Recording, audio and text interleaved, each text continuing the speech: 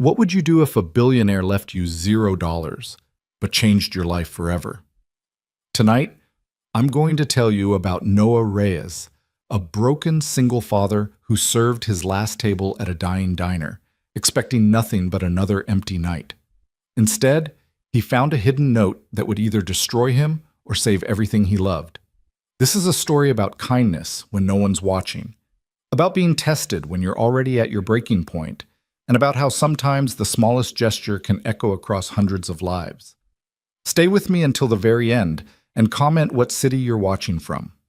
I want to see how far this story travels. The rain came down in sheets that November night, turning the cracked parking lot of Old Maple Diner into a constellation of shallow puddles that reflected the dying neon sign overhead. The O in open had been flickering for 3 years. Nobody had bothered to fix it. Nobody ever bothered with anything at Old Maple anymore. Inside, Noah Reyes moved between tables with the practiced efficiency of a man who had learned to make himself invisible. At 34, he looked older, lines carved deep around his eyes, shoulders that carried more than physical weight, hands that trembled slightly when he thought no one was looking. The white shirt he wore had been washed so many times the collar had gone soft and gray. His black pants had a small tear near the pocket that he'd stitched himself badly, using a YouTube tutorial at 2 in the morning while Mia slept. It was 11:47 p.m., 13 minutes until his shift ended. 13 minutes until he could drive home to the apartment where his 6-year-old daughter was sleeping, looked after by Mrs. Chen from 4B, who charged $20 a night, money he didn't have but borrowed anyway, adding to a debt that grew like a living thing, feeding on his exhaustion. The diner was nearly empty, just 3 tables left.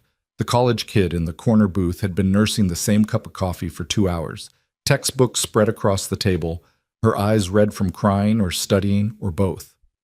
Noah had already told her twice the coffee was on the house. She didn't need to know that he'd paid for it himself.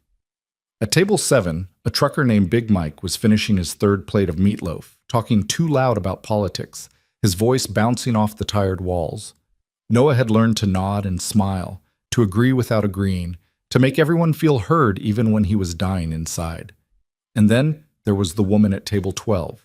She had walked in around 10:30, just as the dinner rush was fading into the late-night quiet.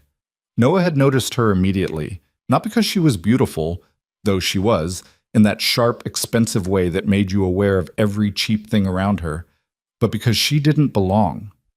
Everything about her screamed money. The tailored black coat that probably cost more than his car, the leather briefcase that sat beside her like a sleeping guard dog, the way she held herself, spine straight, chin level, as if she'd never doubted her right to take up space in the world. She'd ordered pie, just pie, apple with coffee, black. She'd barely touched either. For over an hour she'd sat there, her hands folded on the table, her eyes following Noah as he moved through his closing routine. At first he thought maybe she was a health inspector, or maybe someone from corporate, though Old Maple didn't have a corporate, just Pete, the owner, who'd been threatening to sell for 5 years but never quite got around to it. Then he thought maybe she was a cop, or a lawyer, or someone official who would tell him something had gone wrong, that there was paperwork, that Mia... No. He couldn't let his mind go there, so he did what he always did. He smiled. He refilled her coffee even though she hadn't asked.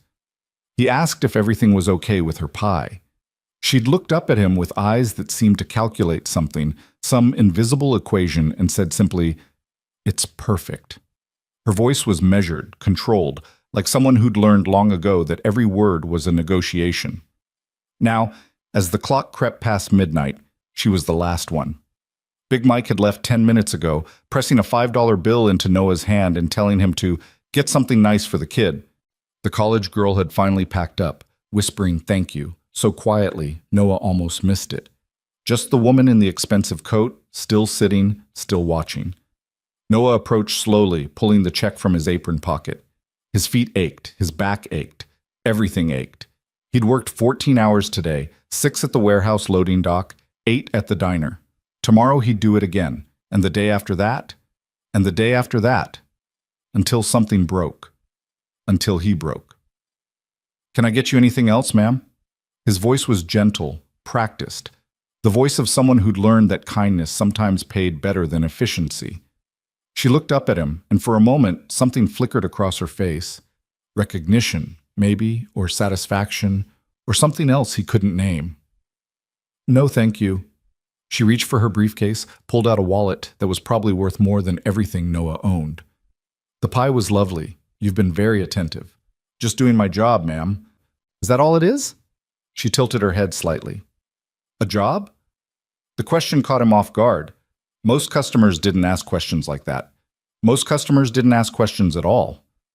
He hesitated, unsure what she wanted. "I try to treat people the way I'd want to be treated. That's all."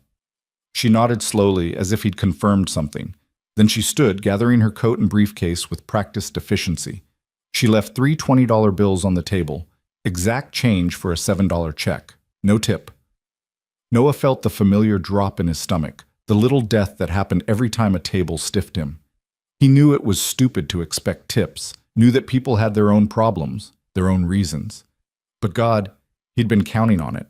He'd been counting on every dollar tonight because Mia's school had sent home another notice about the field trip next week, and the fee was $35. And he'd promised her she could go, that she wouldn't be the only kid left behind again. "Thank you for coming in," he managed, his voice steady despite everything. "Drive safe." The woman paused at the door, rain visible beyond the glass, her hand on the handle. She turned back, and in the ugly fluorescent light, her face was unreadable. "You remember names, don't you?" she said. "Ma'am?" "The college girl. You called her Sarah, the truck driver. Mike, you remembered." Noah shrugged, uncomfortable with the observation. "Doesn't everyone?" Something that might have been a smile touched her lips.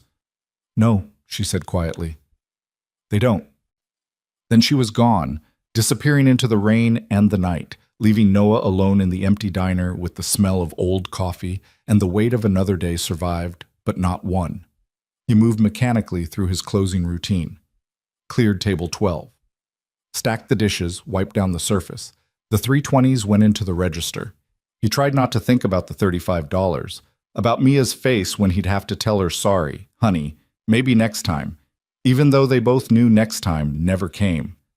He lifted the plate where the pie had been, barely touched, and that's when he saw it. An envelope. Cream-colored, expensive paper, the kind you only saw at weddings or funerals or important legal documents. His name was written on the front in precise, elegant handwriting. For the waiter who remembers names. Noah's hand shook as he picked it up. His first thought was that it was a complaint, that he'd done something wrong, that this was how people delivered bad news now. His second thought was that it might be money, but he dismissed that immediately because people didn't leave tips in sealed envelopes, and anyway, she'd already left exact change, no tip, message clear. He looked around the empty diner as if someone might be watching, as if this were a test or a joke or a mistake. Then, because he had to know, because the not knowing would eat him alive for the rest of the night, he slid his finger under the seal and opened it. Inside was a single piece of cardstock, heavy and expensive, with words typed in a clean, professional font. "Noah Reyes, this is not charity, this is not pity, this is a proposal. I have been observing you tonight. I watched you pay for that girl's coffee with your own money. I watched you calm an angry man with patience you didn't have to give. I heard you on the phone with your daughter, Mia, right? Telling her you love her, that you'll be home soon, using the gentle voice of someone who knows that words can be shelter. I left no tip because I wanted to test something. I wanted to see if you would treat me differently when I walked out that door, if your kindness would crack. It didn't.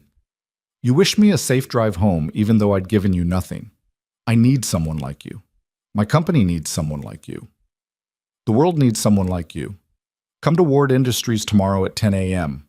Ask for me at the front desk. Bring nothing but yourself and an open mind. This is not charity, it's an opportunity. What you do with it is entirely up to you." Celeste Ward, CEO, Ward Industries, us. At the bottom of the card was an address in downtown's financial district, where the buildings touched the sky, and people like Noah didn't exist except as the invisible hands that cleaned offices and served coffee and kept the machinery of wealth running smoothly. Noah read it 3 times, then a fourth. His mind refused to process the words properly. They kept sliding away, rearranging themselves into something that made sense, because this didn't make sense. This was the kind of thing that happened in movies, in stories, in the desperate daydreams of people who'd given up on real hope and survived only on the fake kind. Celeste Ward. He knew the name.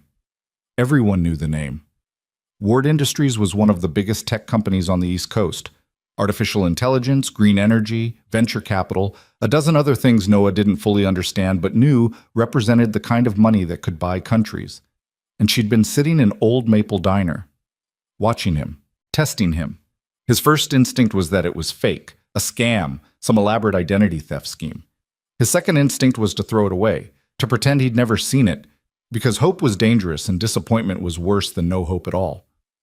But as he stood there in the empty diner, the envelope trembling in his hands, he thought about Mia, about the field trip form sitting on their kitchen table, about the eviction notice that would come if he was late on rent one more time, about the medical bills from when she'd had pneumonia last winter, still unpaid, still growing, about the way she'd asked him last week, in that small voice children use when they're trying not to want too much, if maybe someday they could have a Christmas tree, a real one, not just the picture she'd drawn and taped to the wall. He folded the card carefully and slid it into his pocket, next to his dying phone and the $5 bill from Big Mike. Then he finished closing the diner, turned off the lights, locked the door, and walked out into the rain. The drive home took 23 minutes through streets that got progressively worse, buildings progressively more tired, until he reached the Garden Terrace Apartments, a name that mocked itself, as there was no garden and no terrace, just a 4-story brick box slowly surrendering to time and neglect. He parked his 15-year-old Honda Civic in the spot marked 2C, the paint so faded you could barely read it. The engine made a sound like grinding teeth when he turned it off. He sat in the darkness for a moment, rain drumming on the roof, trying to organize his thoughts into something coherent. Tomorrow at 10 a.m. Ward Industries. Celeste Ward. It had to be fake. It had to be. But what if it wasn't?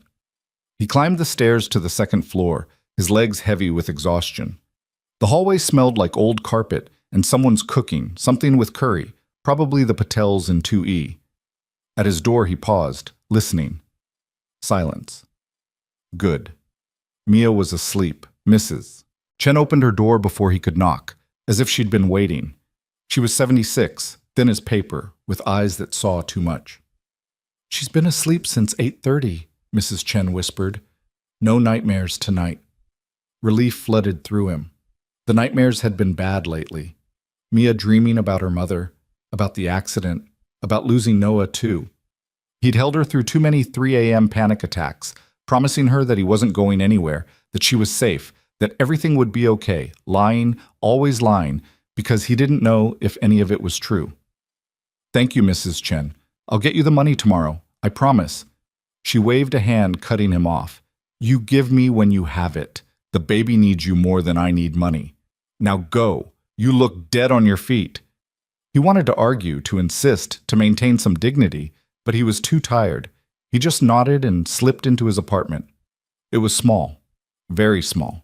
Studio apartment that the landlord generously called a one-bedroom, because there was a curtain you could pull across to separate the sleeping area from the living area. 340 square feet of space for 2 lives. The kitchen was 3 feet of counter and a hot plate.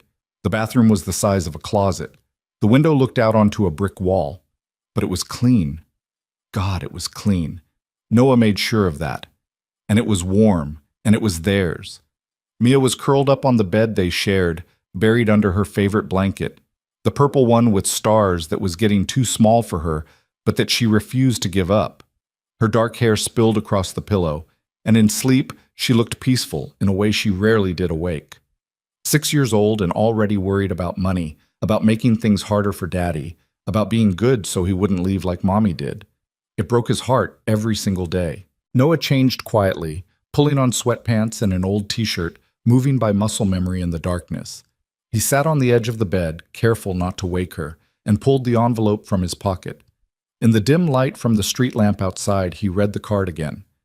This is not charity, it's an opportunity. 5 years ago, he would have laughed. 5 years ago, he'd been someone different. Noah Reyes, software engineer, 30,000 a year salary, wife he loved, baby daughter, a future that looked bright and wide and full of possibility. They'd had plans, a house, maybe another kid, vacations, normal things, human things. Then one night, black ice, an intersection, a truck that didn't stop. Emily died on impact. Noah spent 3 months in the hospital. When he came out, everything was gone. The medical bills had eaten their savings. His job had moved on. His skills had aged out in an industry that measured careers in months, not years. The settlement from the truck company had barely covered Emily's funeral. He'd tried to rebuild. God, he'd tried. Sent out hundreds of resumes, took online courses, networked. But nobody wanted a developer with a 3-year gap and medical issues and a kid who got sick a lot because she'd inherited her mother's weak lungs. So he'd taken what he could get. Warehouse work, diner work, any work, all work. Trying to be both parents, failing at both, surviving only because Mia was too young to realize how badly he was failing. And now this impossible card with its impossible offer. Come tomorrow at 10 a.m. He couldn't. He had a warehouse shift at 9. He'd lose the day's pay. And for what? A scam? A joke? Some billionaire's twisted social experiment? But if it wasn't, and he didn't go, and he spent the rest of his life wondering what if, Mia stirred in her sleep, reaching out instinctively for him. Noah lay down beside her, wrapping his arm around her small body, feeling her heartbeat against his chest, the only thing in his life that still felt real and solid and true. I love you, baby girl, he whispered. I'm trying so hard. She mumbled something in her sleep, burrowed closer, and was still. Noah closed his eyes, the card still clutched in his hand, and tried to sleep. But all he could see was that woman, Celeste Ward, sitting in the diner, watching him with those calculating eyes, seeing something in him that he couldn't see in himself. You remember names. Yeah, he remembered names. He remembered everyone who'd ever been kind to him, everyone who'd helped when they didn't have to, everyone who'd seen him as human instead of invisible. The list wasn't long, but every name on it mattered. Maybe that's what she saw. Maybe that's what she wanted. Or maybe she was just bored and cruel, and this was how rich people entertained themselves. Only one way to find out. Sometime around 3 in the morning, Noah made his decision. He'd call in sick to the warehouse. He'd lose the day's pay, $48 he desperately needed. He'd put on his one good suit that didn't fit quite right anymore and was a decade out of style. He'd wake up Mrs. Chen and ask her to watch Mia for the morning, adding to the debt that kept growing. And he'd go to Ward Industries at 10 a.m., not because he believed, not because he had hope, but because Mia deserved a father who at least tried, even when trying felt like walking off a cliff in the dark, praying there'd be ground on the other side. Morning came too fast and too slow. Noah barely slept, his mind churning through possibilities and disasters in equal measure. When the alarm went off at 6:30, Mia was already awake, sitting up in bed with her stuffed rabbit, Mr. Hoppy, clutched to her chest. Daddy, you were talking in your sleep, she said softly. Sorry, baby. Did I wake you? She shook her head. You said someone's name, Celeste. Who's Celeste? Noah's heart clenched. Even in sleep, he couldn't escape this. Just someone I met at work. Nothing important. But Mia had their grandmother's eyes, Emily's mother's eyes, the ones that could see through lies. Are you worried? A little. About money? God, she was 6. She shouldn't have to think about money. About grown-up stuff. You don't need to worry about it. She looked at him seriously, this small person who'd already learned too much about the world's sharp edges. Mrs. Chen says worry is like carrying stones. The more you carry, the slower you go. Noah couldn't help but smile. Mrs. Chen is pretty smart. Are you going to work today? This was the hard part. He never lied to Mia. Never. She'd lost her mother to a lie the universe told, that tomorrow was guaranteed, that safety was real, that love could protect you from everything. I have to go somewhere different today, he said carefully. A meeting. I'll be back by lunch. A meeting about what? About, he hesitated, about maybe making things a little easier. For us. Her eyes lit up with something dangerous. Hope. Like you getting a better job? Maybe. Or maybe nothing. I don't know yet. I just have to go see. She nodded slowly, processing this. Then, in the way children did, cutting straight through to the thing that mattered. Will you be safe? Yes, baby, I promise. It's just a meeting in an office. Okay. She hugged Mr. Hoppy tighter. Can I have cereal for breakfast? And just like that, the world was simple again. Cereal, breakfast, normal things. Noah made her breakfast, off-brand Cheerios with milk that would expire tomorrow, and got her ready for school. Mrs. Chen agreed to take her to the bus stop, waving off his thanks and his promises to pay her back as if money were nothing, as if kindness were free. By 8:30, Mia was fed and dressed and walking hand in hand with Mrs. Chen down the hallway. She turned back at the stairs, her small face worried. Daddy? Yeah, baby? Whatever happens at the meeting, I love you anyway. His throat closed up. I love you too, more than anything. Then she was gone, and Noah was alone with the decision he'd made in the darkness, the card that still sat on the counter, and the suit hanging on the back of the bathroom door. He showered in water that ran cold after 2 minutes. He shaved with a razor that pulled more than cut. He put on the suit, dark blue, from Emily's funeral, smelling slightly of mothballs, and a white shirt that had a faded stain near the collar he hoped wasn't visible. In the mirror, he looked like someone playing dress-up, someone pretending to be the person he used to be. At 9:45, he locked the apartment door and walked down to his car. The Honda started on the third try. The check engine light glowed its perpetual warning.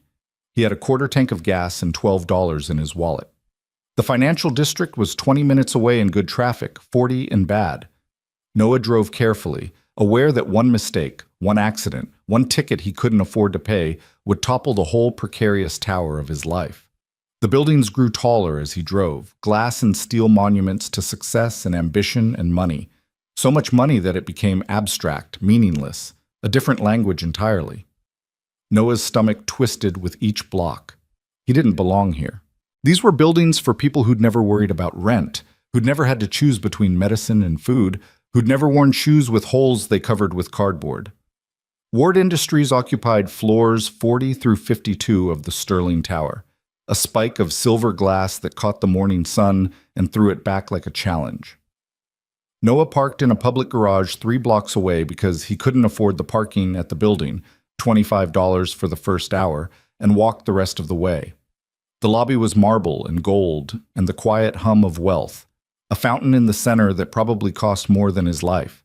Security guards who watched him the way guards watched people who didn't belong. His hands were sweating. He approached the front desk where a young woman with perfect hair and perfect makeup and a perfect smile looked up from her computer. Good morning. Welcome to Sterling Tower. How can I help you? Noah's voice came out steady. He was proud of that. I have a meeting at Ward Industries, 10th floor, 10 o'clock. Name? Noah Reyes. She typed something, her smile never flickering. And who are you meeting with?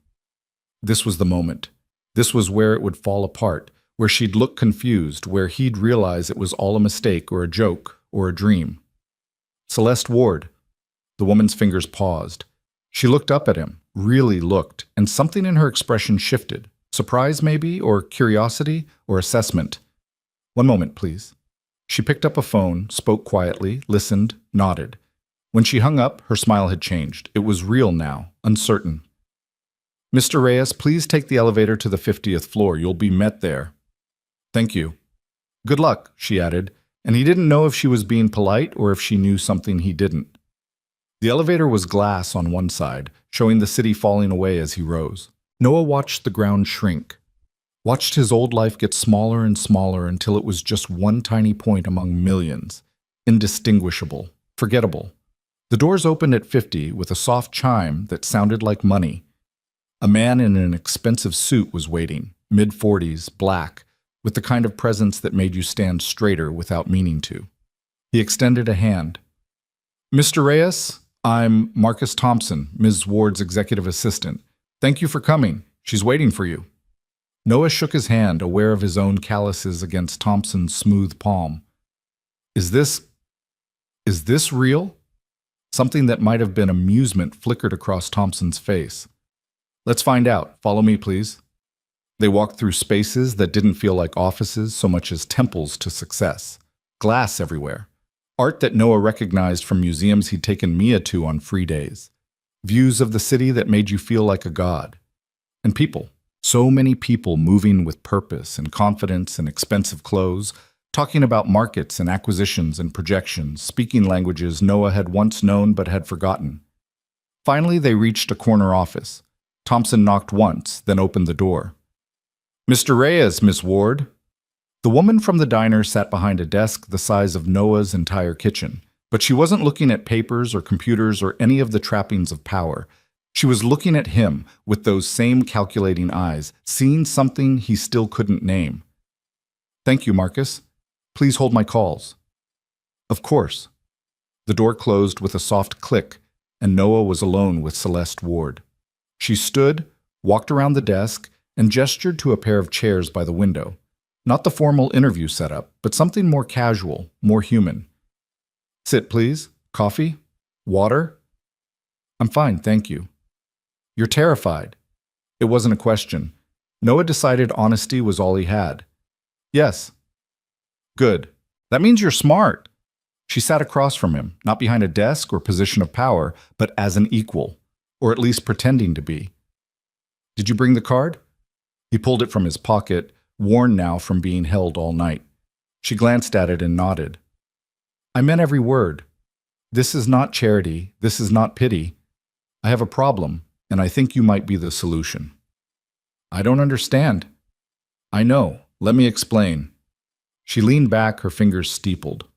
Ward Industries is successful, very successful. We make billions of dollars a year developing technology that changes the world. But we've gotten disconnected. We operate at such a high level that we've forgotten what it means to actually help people. Real people. Not markets. Not demographics. People. Noah listened, still waiting for the catch, the twist, the moment this turned into something ugly. 2 years ago, Celeste continued, I launched the Second Chances initiative. The goal is simple. Identify people who've fallen through the cracks of our economic system. People with potential, with character, with something to offer, and give them opportunities to rebuild. Job training, education, employment placement, financial support. Not charity. Investment. That sounds good, necessary. It's failing. The words were flat, factual. We've spent $40 million and helped exactly 73 people. 73. Do you know why? Noah shook his head. Because the people running it don't understand struggle. They understand poverty as a statistic, not as a reality. They see people like you as problems to solve, not as humans to respect. They create programs that look good on paper and fail in practice. She leaned forward, intense now. Last night, I was tired, exhausted. I'd spent 14 hours in meetings about the initiative, listening to consultants tell me what poor people need, and I realized none of them had ever been poor. None of them had ever worked 2 jobs. None of them had ever had to choose between rent and food. So I left. I got in my car and drove until I found the kind of place I used to know, when I was someone different. Noah's heart was pounding. You found my diner. I found you, and I watched you treat every single person with dignity. The girl who couldn't afford coffee. You paid for it yourself.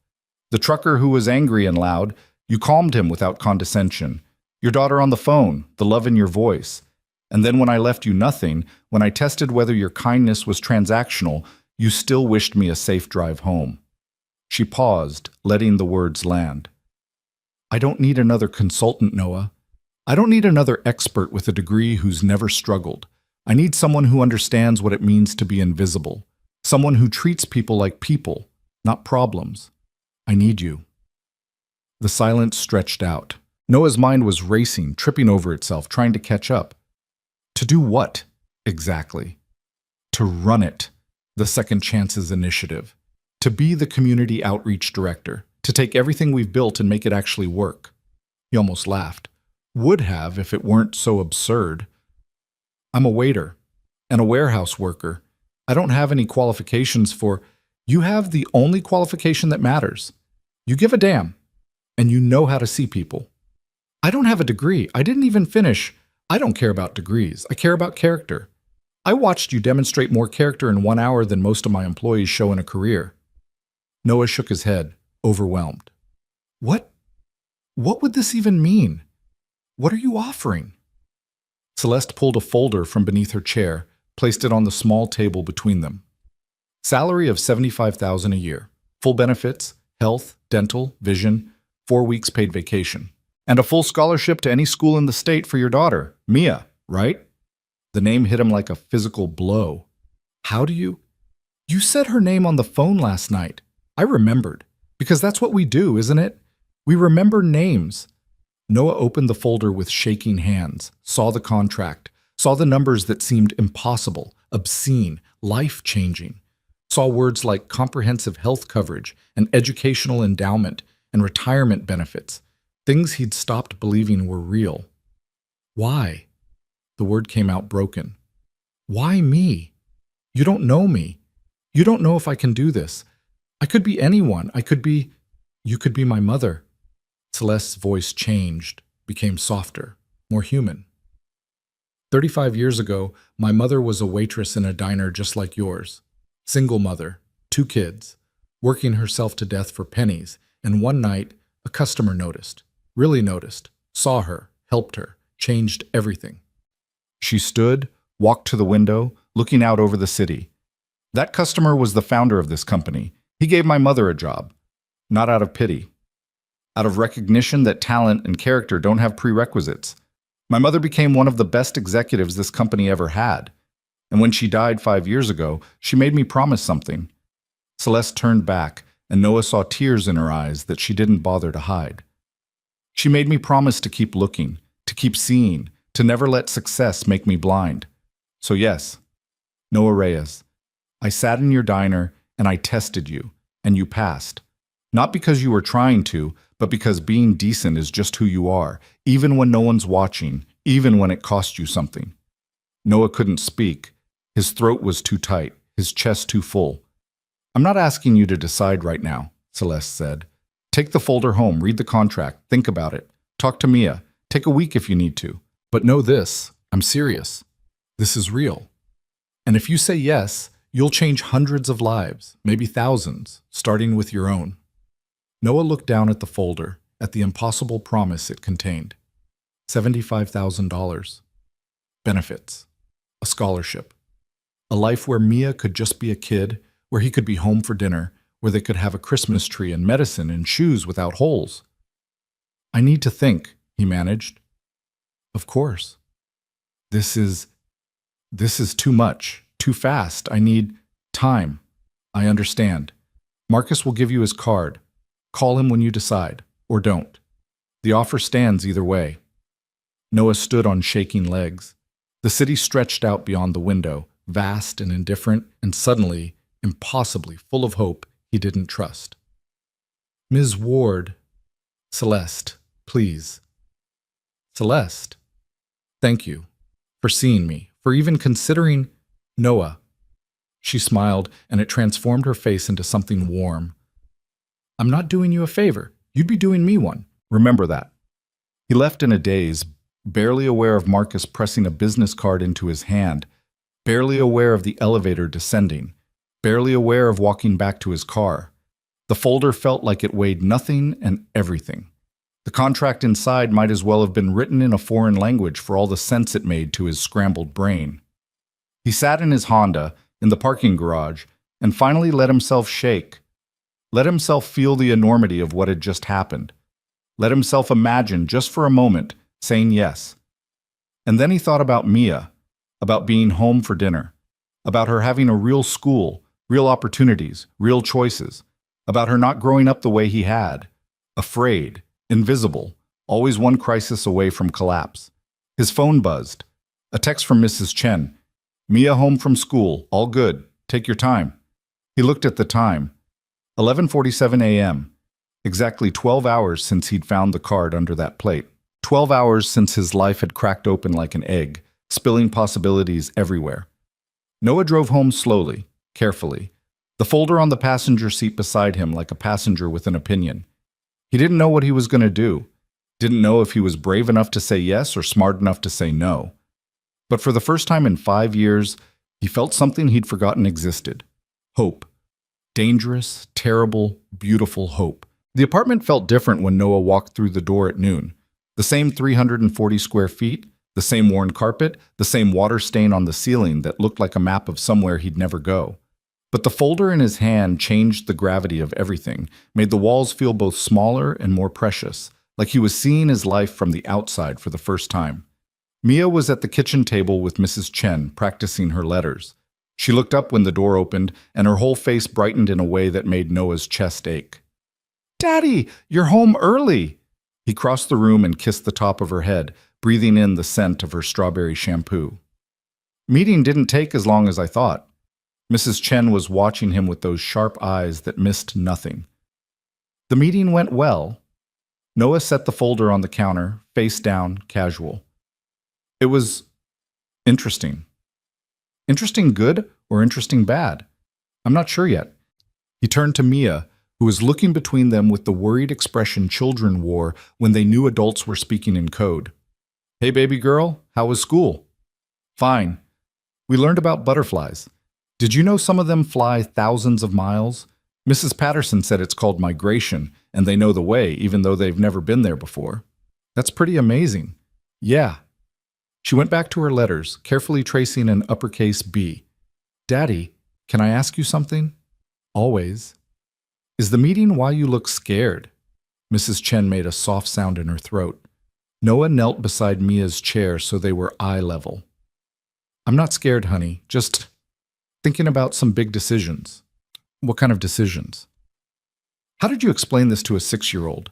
How did you say that a stranger had offered to change their lives, but accepting might mean stepping into a world where he'd drown, where he'd fail spectacularly and drag them both down harder than if he'd just stayed in his lane?" "Grown-up work stuff," he said finally. "Nothing for you to worry about." But Mia had inherited her mother's ability to read him like a book. "Is it about money?" "Mia, because Mrs. Chen says we shouldn't worry about money so much.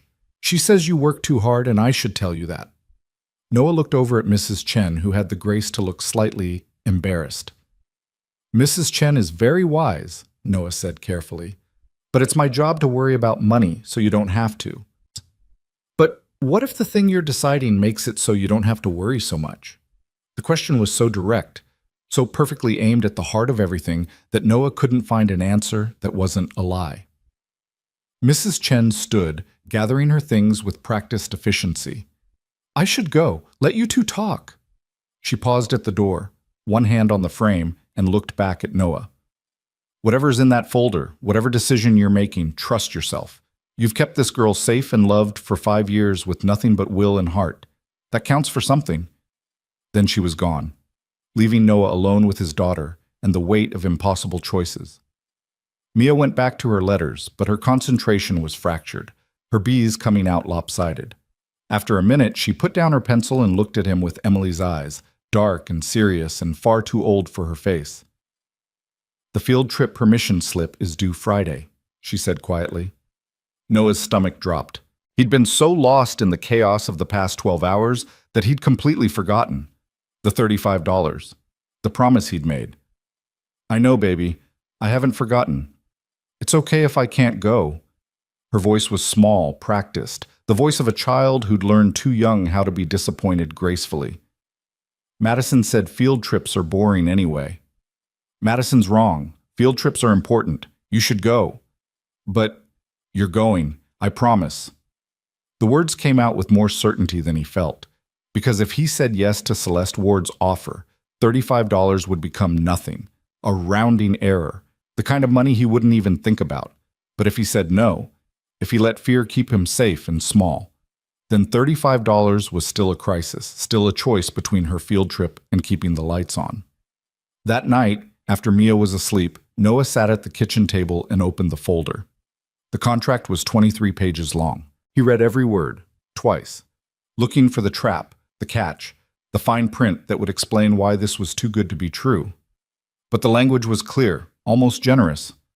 $75,000 annual salary, full health benefits with no waiting period, 4 weeks paid vacation, performance bonuses up to 20%, and the scholarship, a full ride to any private school in the state, tuition, books, everything, renewable through high school. There was a job description, Community Outreach Director. Responsibilities included overseeing program development, client intake and assessment, partnership building with community organizations, budget management, staff supervision. It required building relationships with people who'd been forgotten by systems designed to help them. It required understanding struggle from the inside. It required being him.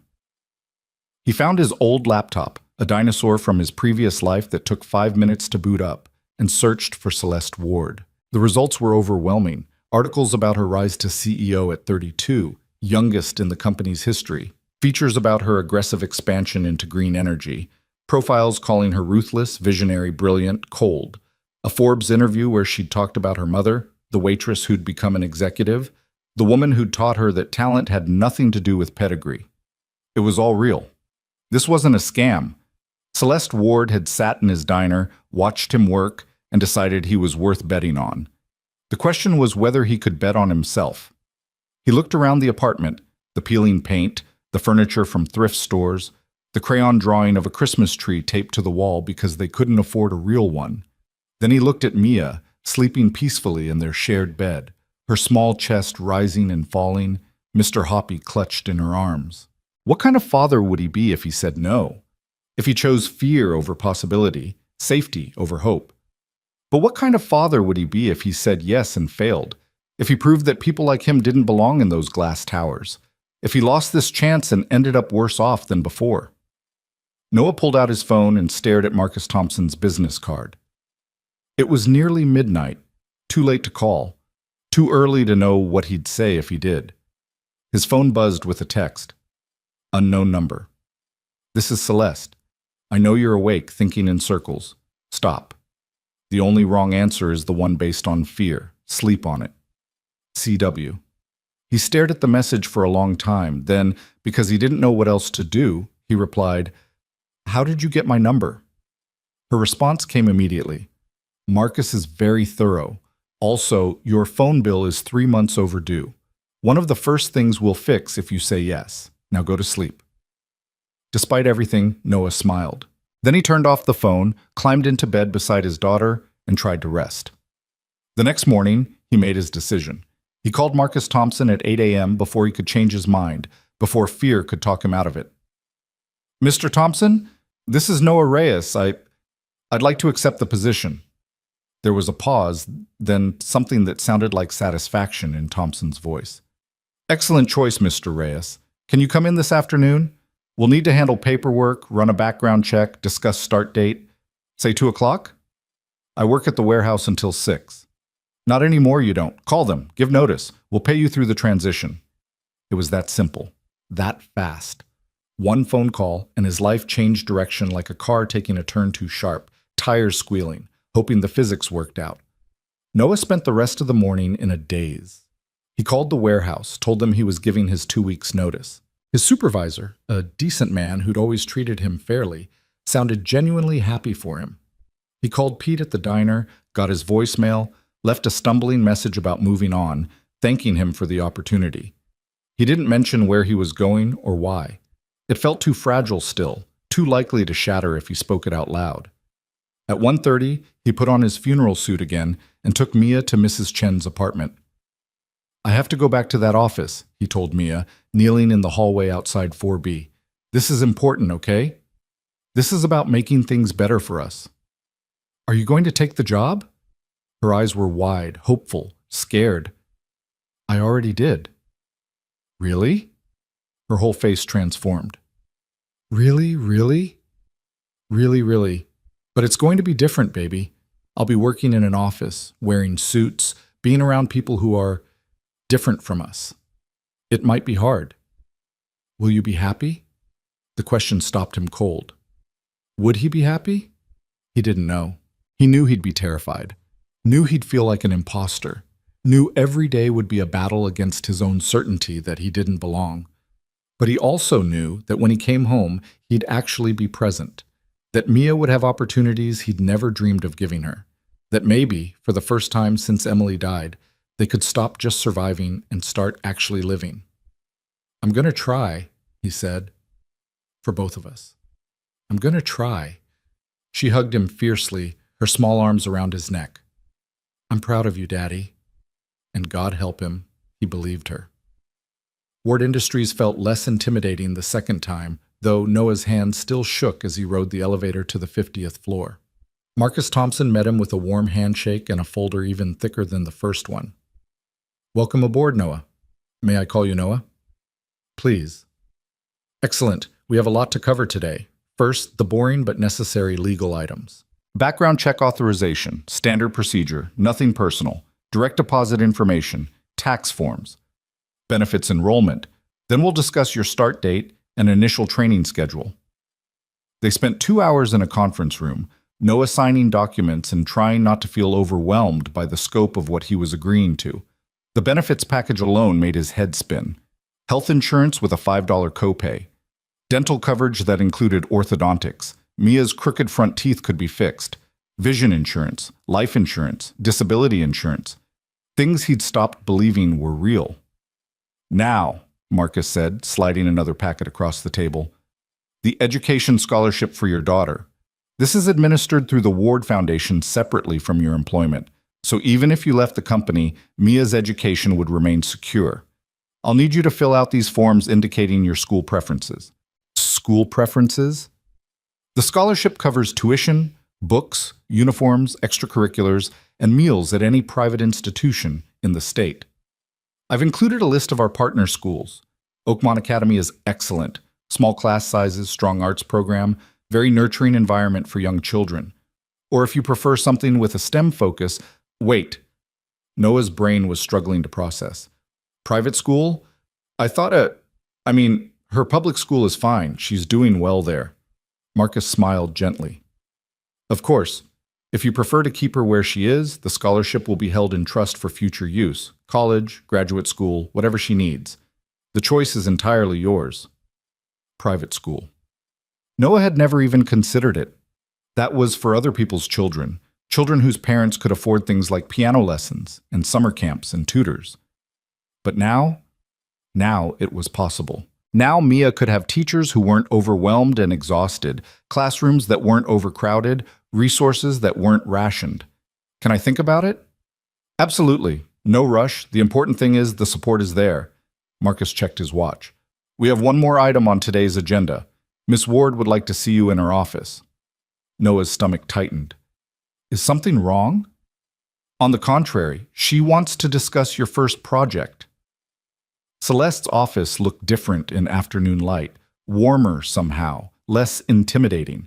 She was on the phone when Marcus led Noah in, speaking rapid fire about quarterly projections and market positioning. She gestured for Noah to sit, finished her conversation with crisp efficiency, and hung up. "Noah, how are you feeling?" "Honestly, terrified." She laughed, and it was genuine. "Good. Overconfidence is dangerous. Healthy fear keeps you sharp." She came around her desk, sat in the chair beside him instead of across. "I want to talk about how we're going to do this. Your official start date is Monday, but before then, I need you to understand what you're walking into." Okay. The Second Chances Initiative is failing because it's designed wrong. We've been trying to help people from the top down, creating programs we think they need instead of asking what they actually need. Your job is to flip that model. Talk to the people we're supposed to be helping, listen to them, build programs around their reality, not our assumptions. Noah nodded slowly. That makes sense. Here's the challenge. My board and my executive team think this is a waste of money. They want to shut it down. I've bought us 6 months to prove it can work. If we can show real results, not just numbers, but actual lives changed, we keep going.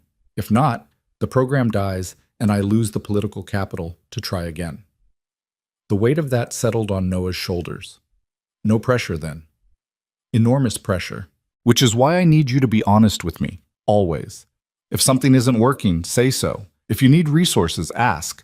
If you think I'm wrong about something, tell me. I didn't hire you to agree with me. I hired you to be real. I can do that. I know you can. That's why you're here. She pulled a tablet from her desk and handed it to him. This is the current state of the program. 73 people helped over 2 years. Here are their files. What we did for them, what worked, what didn't. I want you to read through these this weekend. Call 3 of them. Ask them directly what we did right and what we did wrong. Noah took the tablet, feeling its weight. 73 lives. 73 stories like his own. Then Monday morning, 9 a.m., you and I meet. You tell me what you learned and what you want to change. We'll start building the real program together. Just like that? Just like that. Noah, I'm not going to micromanage you. I'm going to trust you. I'm going to give you the resources and the authority to do this right. All I ask in return is that you care as much about those 73 people and all the ones we haven't helped yet as you care about yourself. I will. I do. I know. She stood, extended her hand. Welcome to Ward Industries, Mr. Reyes. Try not to let us corporate types destroy your soul. He shook her hand, managed a smile. I'll do my best. Walking out of that building, tablet tucked under his arm, Noah felt like he was carrying something fragile and explosive. 73 stories. 6 months to prove it mattered. Everything he and Mia needed writing on, whether he could do something he'd never done before, had no training for, had no business attempting. He drove home slowly, his mind spinning through everything that had happened in 48 hours. 2 days ago, he was a waiter counting singles. Now he was community outreach director at a multi-billion-dollar company with a salary that seemed imaginary and responsibility that felt crushing. Mrs. Chen had Mia doing homework when he walked in. Mia looked up, her eyes asking questions her mouth didn't. I took the job, Noah said. I start Monday. Mia's scream of joy nearly shattered the windows.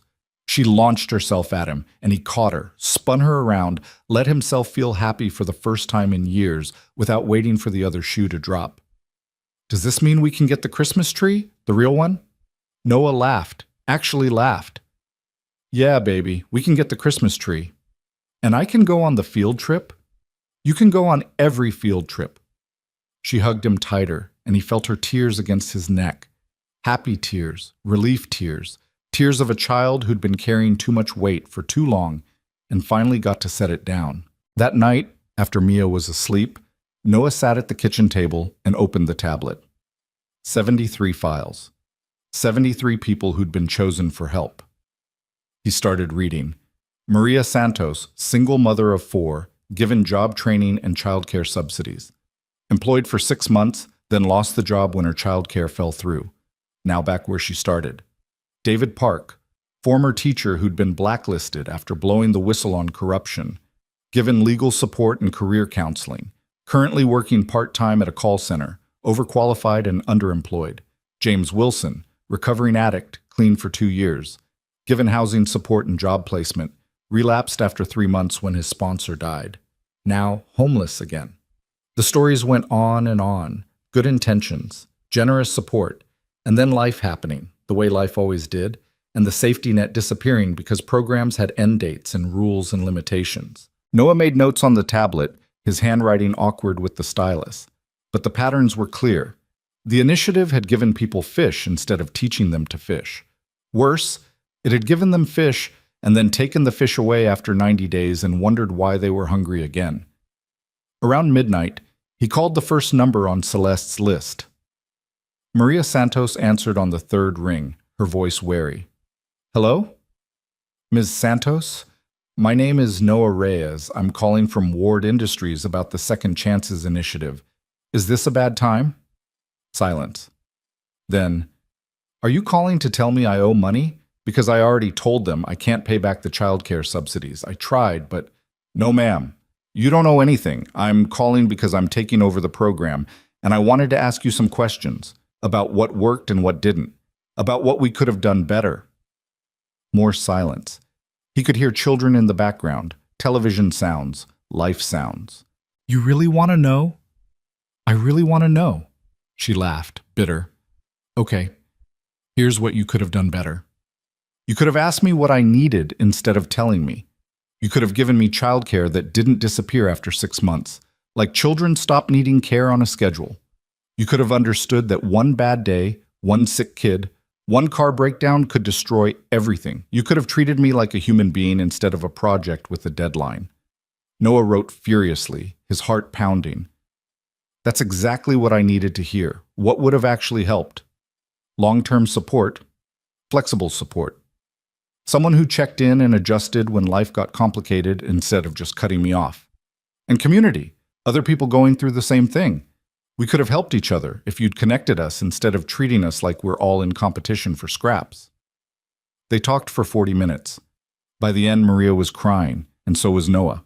You're really going to change it? She asked. I'm going to try. I promise I'm going to try.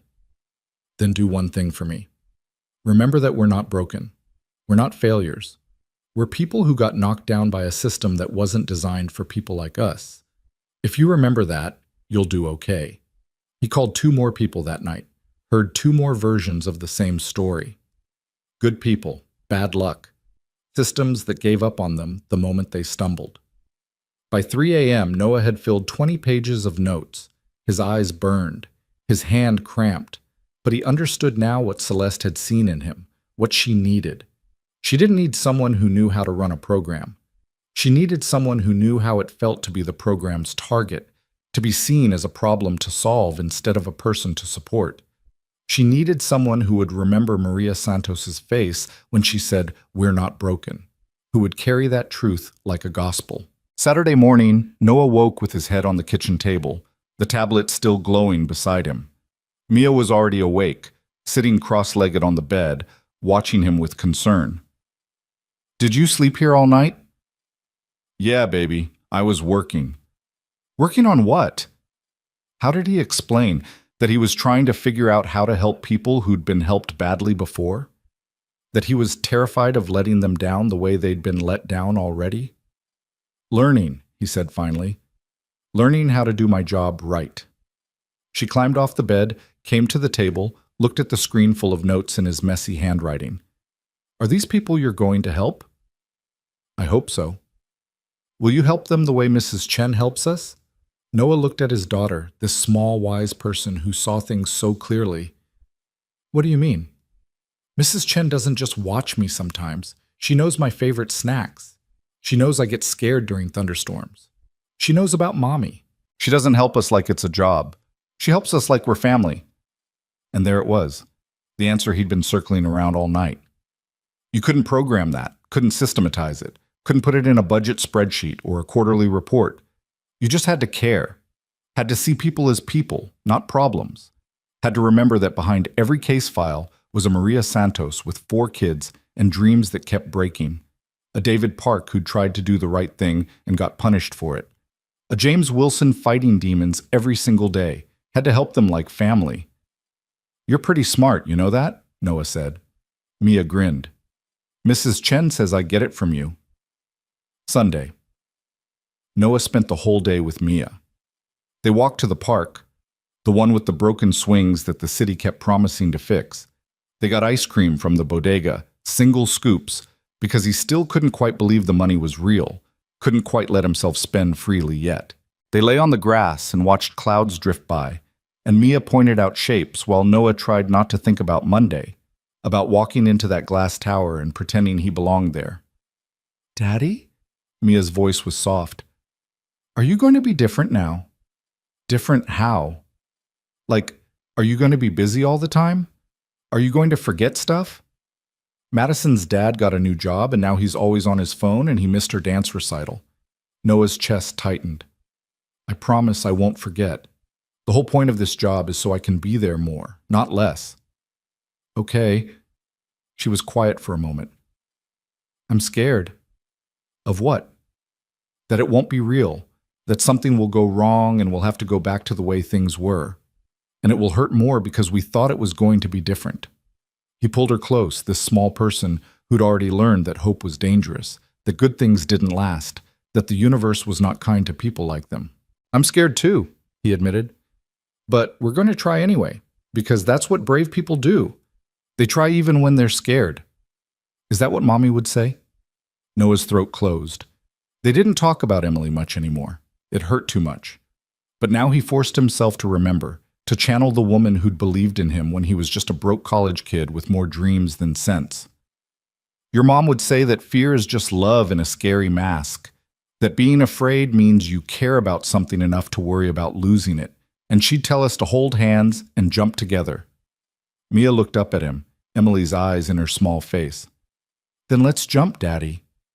Monday morning arrived with October rain and the kind of cold that promised winter was coming. Noah stood in front of his closet, if you could call a corner with a hanging rod a closet, and stared at his one suit. It looked even worse in daylight. The pants were a little short. The jacket sleeves showed too much wrist. The whole thing screamed, "I don't belong here." He put it on anyway. Mia watched from the bed, already dressed for school. "You look handsome." "I look ridiculous." "You look like someone important." God, he loved her. "What if I mess this up?" Then you'll figure it out. That's what you always do." She said it with such confidence, such absolute faith that Noah almost believed it. He kissed her goodbye, left her with Mrs. Chen, and drove downtown through traffic that seemed determined to make him late. The parking garage, the elevator, the lobby, it all felt surreal, like he was playing a role in a movie about someone else's life. He rode up to the 50th floor, his heart pounding, his hands sweating in the expensive leather briefcase Marcus had given him on Friday, empty except for his tablet full of notes. Marcus met him at the elevator. "Good morning, Noah. Ready for your first day?" "No." "Perfect. The best ones never are. Come on, Celeste is waiting." Celeste's office was exactly as he remembered, but this time there were other people there. 6 of them, sitting around the conference table, looking sharp and successful, and like they belonged in rooms like this. They all turned when Noah entered, their expressions ranging from curious to skeptical to openly hostile. "Everyone," Celeste said, standing, "this is Noah Reyes, our new Community Outreach Director. Noah, this is your team." His team. The words didn't compute. He'd never had a team. He'd barely had coworkers who acknowledged his existence. For the next hour, Celeste walked him through the organizational structure. His team consisted of 3 case managers, 2 administrative assistants, and 1 data analyst. They'd all been working on the initiative for over a year, implementing the programs that had failed to help more than 73 people, and now he was their boss. The hostility made sense now. He was the outsider, the nobody, the waiter who'd somehow convinced the CEO to give him a 6-figure job and authority over people with master's degrees and years of experience. When the introductions were done, Celeste stood. "I'll let you all get acquainted. Noah, I want you in my office at 3 p.m. Bring your recommendations." Then she was gone, leaving Noah alone with 6 people who clearly thought he was a joke. The silence stretched uncomfortably. Finally, a woman in her 40s with severe glasses and perfect hair spoke up. "So, you're going to save the program?" Her name was Patricia. Patricia Huang, Senior Case Manager, MBA from Wharton, 7 years at Ward Industries. Her voice dripped with condescension. "I'm going to try," Noah said evenly. "With what qualifications exactly?" "I looked at your file. High school diploma. No relevant experience, no management background. Just a good story and a sympathetic CEO." The others watched, waiting to see how he'd respond. This was a test, maybe the real test. Noah could have defended himself, could have gotten angry, could have pulled rank and reminded them that whether they liked it or not, Celeste had put him in charge. Instead, he told them the truth. "You're right. I don't have qualifications. I have perspective. I spent this weekend calling the people we've helped. Maria Santos, David Park, James Wilson. I asked them what we did wrong. Want to know what they said?" Patricia's expression didn't change. "Enlighten us." "They said we treated them like problems to solve instead of people to support. They said we gave them help on our timeline instead of their reality. They said we abandoned them the moment they stumbled, and they were right. Everything you've built here is generous and well-intentioned and completely wrong." The room went silent. Someone gasped. Patricia's face flushed red. "How dare you? I'm not criticizing you personally. I'm saying the approach is flawed. And starting today, we're going to fix it. Together. Because here's what I do have. I know what it's like to be on the other side. To be the person who needs help. To be invisible. And I know that people like Maria and David and James don't need our pity. They need us to actually listen." He pulled out his tablet, brought up his notes. So here's what we're going to do. We're going to redesign everything, from the ground up. And we're going to do it by asking the people we're supposed to be helping what they actually need, not what we think they need, what they need.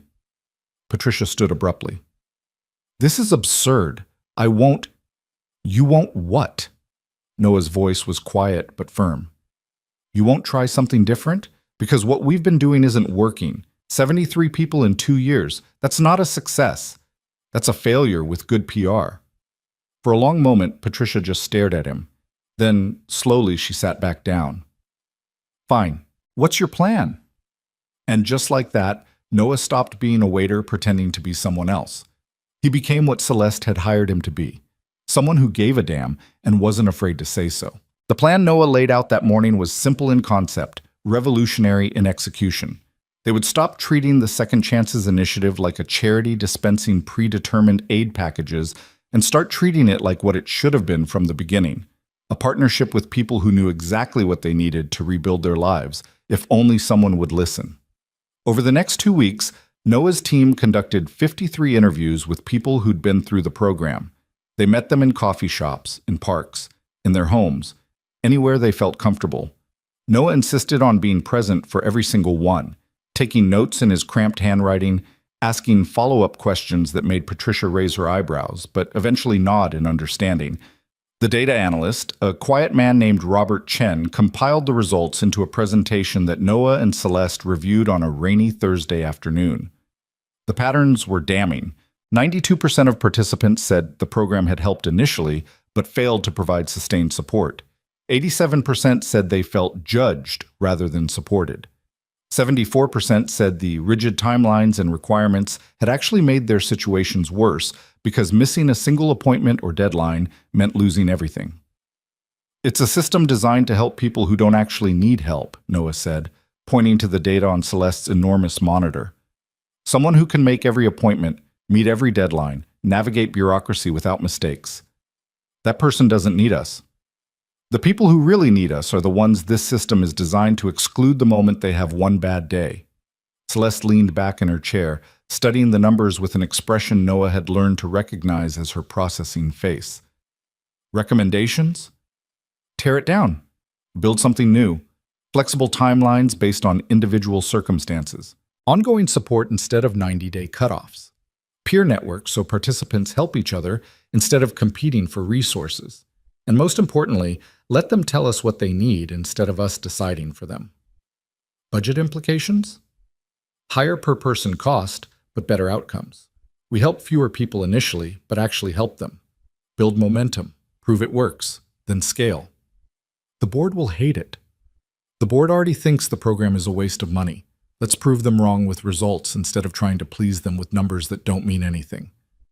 Celeste smiled, the sharp smile of someone who just decided to take a risk. Do it. You have 3 months. Show me 5 success stories, real ones, sustained ones, and I'll go to the board with the new model. 3 months. 5 stories. Everything riding on whether Noah could deliver what he'd promised. He threw himself into the work with an intensity that bordered on obsession. His days started at 6 a.m. and ended past midnight. He rebuilt the intake process from scratch, removing the dozens of forms and requirements that had turned asking for help into a second job. He created a peer mentorship program pairing current participants with those who'd successfully rebuilt their lives. He negotiated partnerships with employers willing to offer flexible hours and second chances. He personally met with every single person who applied, learning their names, their stories, their dreams. Mia saw less of him than she had when he was working double shifts at the diner and warehouse. The irony wasn't lost on Noah. He'd taken this job partly to spend more time with his daughter, and now he was more absent than ever, just absent in a suit instead of a waiter's uniform. Mrs. Chen didn't say anything, but her look spoke volumes. Mia didn't complain, but Noah could see the worry in her eyes when he came home at 9 p.m. and collapsed on the couch, too exhausted to do anything but hold her while she told him about her day in a small voice that tried so hard to be understanding. "I'm sorry, baby," he whispered one night, his guilt a physical weight on his chest. "This won't be forever, just until we get the program working right." "It's okay, Daddy. You're helping people." "You're supposed to come first. I am first, because you're teaching me that helping people matters. She was 6 years old and wiser than he deserved. Noah held her tighter and promised himself that once these 3 months were over, once he'd proved the program worked, he'd find balance. He'd be present. He'd keep the promise he'd made on that Sunday in the park. But first he had to deliver 5 success stories. The first was Maria Santos. Noah had stayed in touch with her since that midnight phone call, and when he reached out about rejoining the program under the new model, she'd been skeptical. Why should I trust you? I trusted before. Because this time you're in charge. You tell me what you need, you set the timeline. You decide what success looks like. I'm just here to provide resources and get out of your way. It had taken 3 more conversations, but eventually Maria agreed. The program provided long-term childcare subsidies with no arbitrary cutoff date, flexible job training that worked around her kids' schedules, and connection to a network of other single mothers facing similar challenges. Within 6 weeks, she had a stable job with benefits and a support system that didn't disappear the moment funding periods ended. The second was a man named Thomas Wright, a former software engineer, like Noah had been, who'd lost everything to medical bankruptcy when his wife got cancer. Noah saw himself in Thomas's defeated eyes, understood the specific shame of falling from the middle class into poverty, of having people assume you'd made bad choices when really you'd just had bad luck. I don't need job training, Thomas said at their first meeting. I need someone to give me a chance, despite the gap in my resume and the bankruptcy on my credit report. So Noah used his connections, the network he was building through Celeste's introductions and his own relentless networking, to find companies willing to look past the red flags. He coached Thomas through interviews, helped him explain the gap without sounding defensive. 3 months after joining the program, Thomas accepted a job offer at a fintech startup making $70,000 a year. The third, fourth, and fifth stories came faster. A recovering addict who needed housing stability before he could maintain sobriety. A former teacher blackballed from education who needed help pivoting to corporate training. A young mother who'd aged out of foster care with no support system who needed everything: housing, childcare, job skills, and most importantly, someone who believed she could succeed. Each success built Noah's confidence and his team's buy-in. Patricia stopped questioning his decisions and started actively contributing ideas. Robert Chen's data showed that while they were serving fewer people than the old program, retention rates were 94% compared to 31% before. The costs per person were higher, but the outcomes were incomparably better. Celeste scheduled the board presentation for a Tuesday in late January, almost exactly 3 months after Noah's first day. The night before, Noah sat in his apartment reviewing his presentation for the 100th time while Mia slept. His hands were shaking. This was it. Everything came down to whether he could convince a room full of wealthy executives that the program deserved to continue. His phone buzzed. A text from Celeste. Stop overthinking. You know this inside out. Tell them what you told me. Make them see the people, not just the numbers. You've got this. CW. Noah didn't sleep that night. At 5 a.m., he gave up trying and went for a run through streets still dark and empty. The cold air burned his lungs, cleared his head, reminded him why this mattered. Somewhere in this city, Maria Santos was getting ready for work at a job she could keep because they'd supported her properly. Thomas Wright was writing code again. James Wilson was 6 months sober with stable housing. 5 people whose lives were measurably better because someone had actually listened to what they needed. That had to count for something. The board meeting was at 10 a.m. in a conference room on the 52nd floor that Noah had never seen before. Floor-to-ceiling windows overlooking the city. A table that could seat 20. Chairs that probably cost more than his car. 12 board members in suits that made Noah's finally replaced wardrobe still look cheap by comparison. Celeste sat at the head of the table, her expression neutral, giving him nothing. Marcus had coached him. The board was split. 6 members supported the initiative, 5 wanted it killed, 1 was undecided. That one vote would determine everything. The undecided voter was a woman named Margaret Vance, 63, old money, reputation for being ruthlessly practical. She'd made her fortune in manufacturing, built an empire through efficiency and cost-cutting. She saw Ward Industries through the lens of quarterly returns and shareholder value. She was the person Noah had to convince. Mr. Reyes, the board chairman said, his voice professionally courteous and utterly cold. You have 20 minutes to present your case for continuing the Second Chances initiative. 20 minutes to justify $40 million. 20 minutes to prove that people like him deserved investment. 20 minutes to save something that mattered. Noah stood, connected his laptop to the display, and took a breath. 3 months ago, I was a waiter at a diner making $16,000 a year. I know exactly what it's like to be the demographic this program serves because I was that demographic. I know what it's like to be invisible, to be reduced to statistics, to be told you're not worth the investment.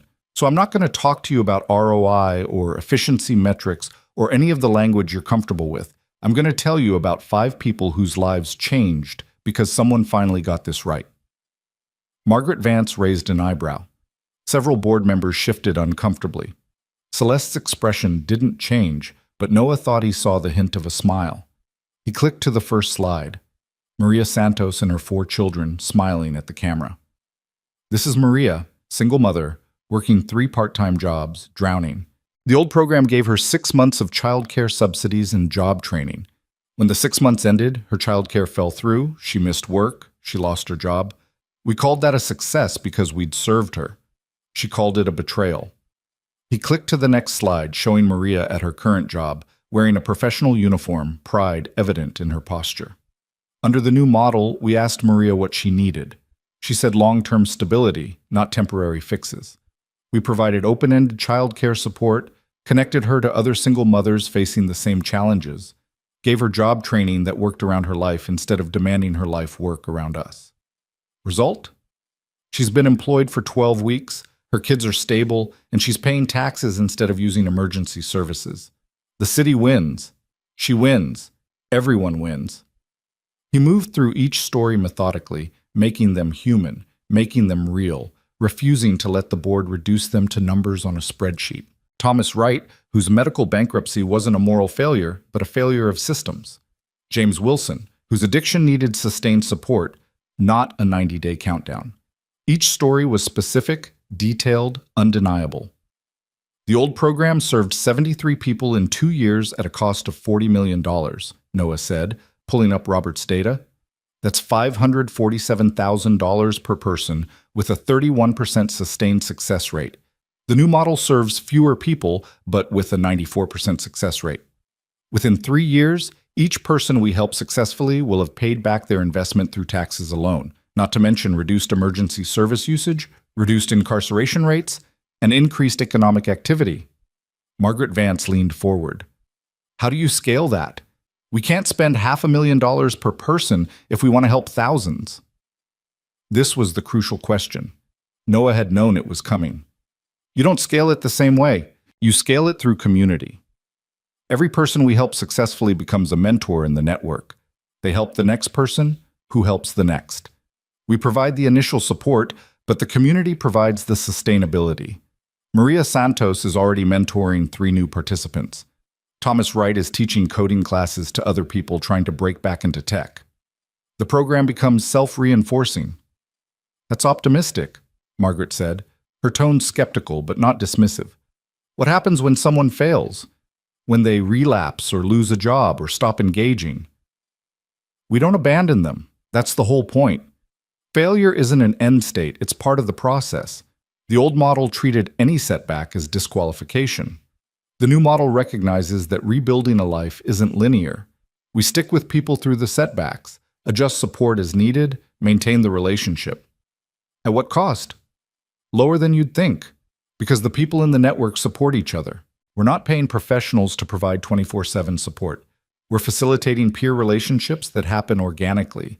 Our role is to provide resources and structure, not to be the sole source of support. The board members asked questions for another 30 minutes. Some were hostile, looking for ways to discredit the program. Some were genuinely curious about logistics and scalability.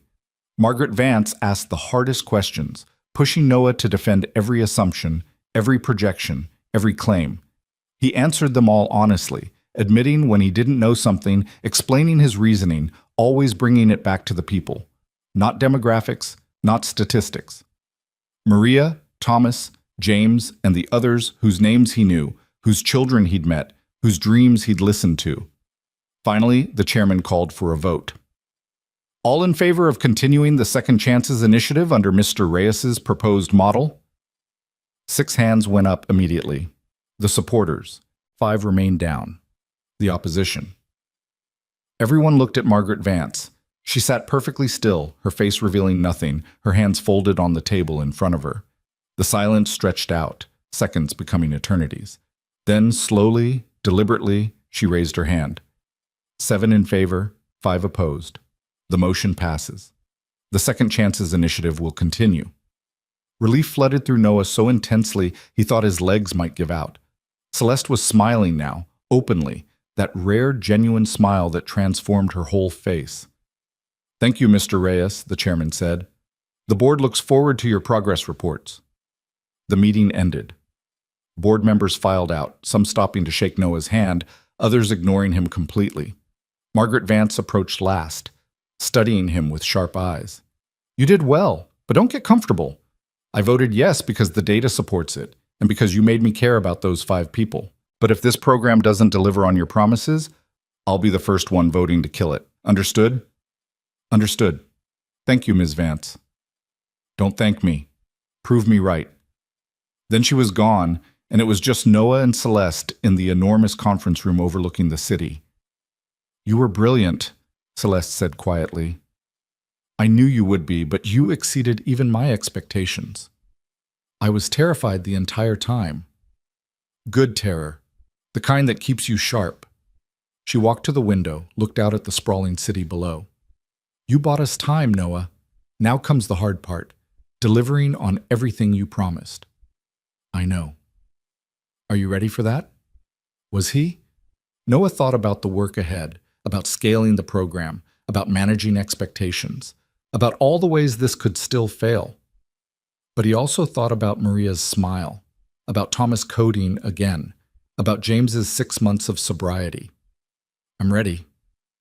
"Good. Because things are about to get complicated." She was right. Over the next 6 weeks, as word spread about the program's new approach, applications flooded in. They went from having a waiting list of 20 people to over 300. The team expanded from 6 to 15. The budget increased. The pressure intensified, and the press discovered them. It started with a local business reporter who'd heard about Noah's unusual path from waiter to director. The story was supposed to be a heartwarming piece about second chances. Instead, it became a lightning rod. "Billionaire CEO handpicks waiter for 6-figure job. Favoritism or vision?" the headline read. The article questioned Noah's qualifications, suggested nepotism, implied that Celeste had chosen him for reasons that had nothing to do with merit. The story went viral. Suddenly, Noah wasn't the director of a promising program. He was a symbol of everything wrong with corporate America, proof that connections mattered more than credentials, evidence that the wealthy made decisions on whims rather than qualifications. The comments were vicious. They called him a charity case. They said he was unqualified and dangerous. They accused him of taking a job from someone who actually deserved it. They said worse things, crueler things, things Noah tried not to read but couldn't help seeing. The attention found its way to Mia's school. Other parents recognized Noah's name from the articles, started whispering.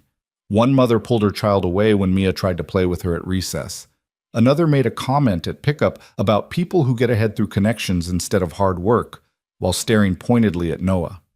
Mia came home crying for the first time since Emily's funeral.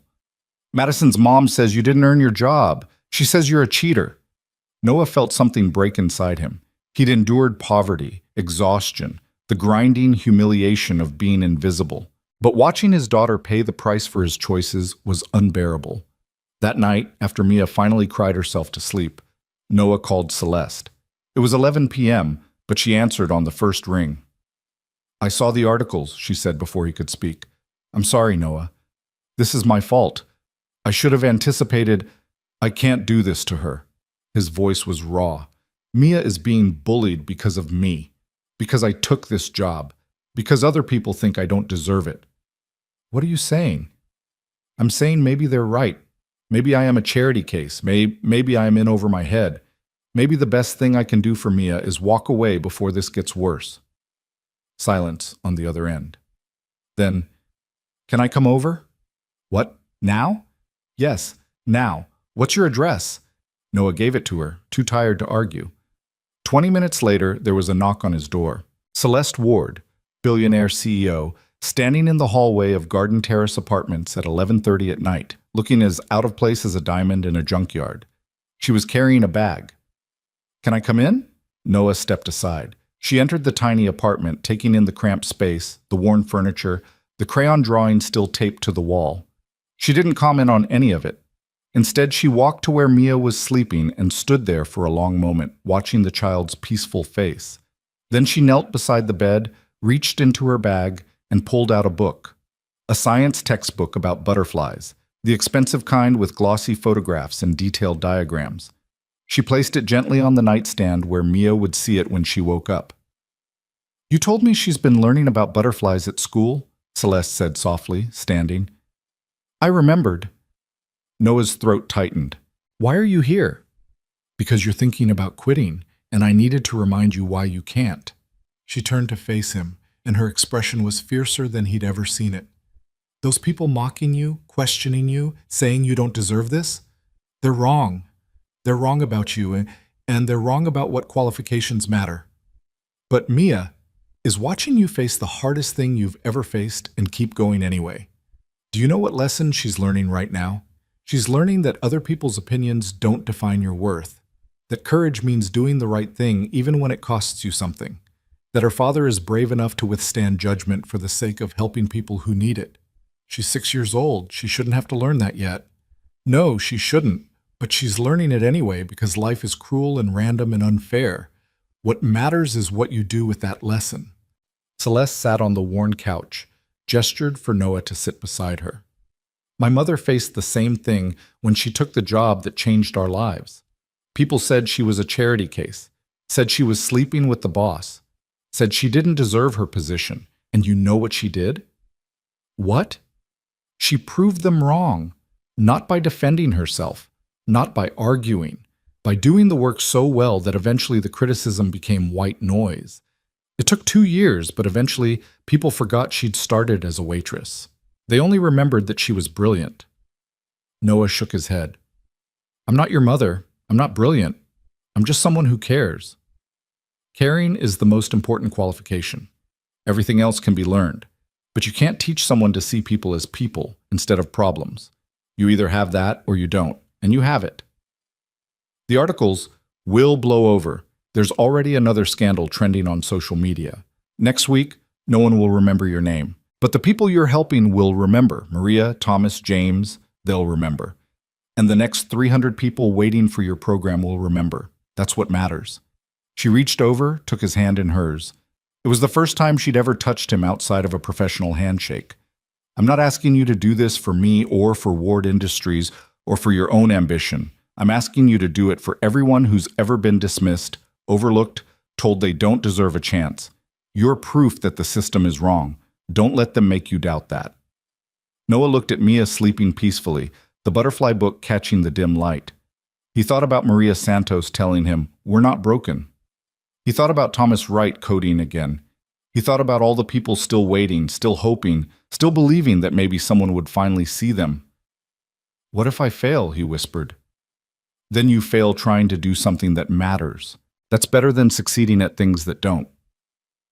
They sat in silence for a long time. Finally, Celeste stood. I should go. It's late. But Noah, thank you. For not quitting. For trusting yourself even when it's hard. I didn't say I wouldn't quit. You didn't have to. I saw your face when you looked at your daughter. You're not going anywhere. After she left, Noah sat in the dark apartment, exhausted but no longer drowning. He thought about calling the program participants, telling them he was done, that he couldn't withstand the pressure. But then he imagined having to look Maria in the eyes and say, I gave up because people were mean to me and knew he couldn't do it. Celeste was right. The criticism would fade. What mattered was the work.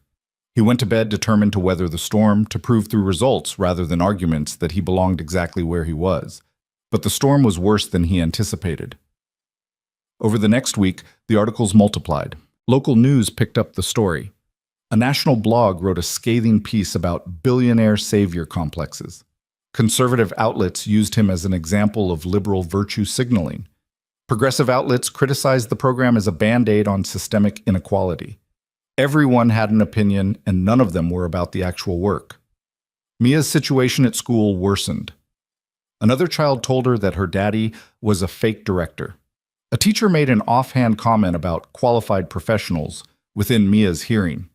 The school principal called Noah in for a meeting to discuss whether the media attention was creating a distraction. Noah stopped reading articles, stopped checking social media, focused only on the work. But the damage was done. His confidence, already fragile, began to crack. Then, on a Tuesday morning, everything nearly collapsed. Celeste called him at 8 a.m., her voice tight. "I need you at the hospital, now." "What, are you okay?" "I'm fine, just come." Northeast Medical Center, 5th floor. She hung up before he could ask more questions. Noah's hand shook as he drove, his mind spinning through worst-case scenarios. Had something happened to one of the program participants? Had someone blamed the program for some disaster? He found her in a private room, hooked up to an IV, her face pale and drawn. Marcus stood beside the bed, looking worried. "What happened?" Noah asked. "Exhaustion," Marcus said quietly. "She collapsed during a board meeting. Doctor says she's been running on 4 hours of sleep a night for months, not eating properly, ignoring every warning sign." Celeste opened her eyes, managed a weak smile.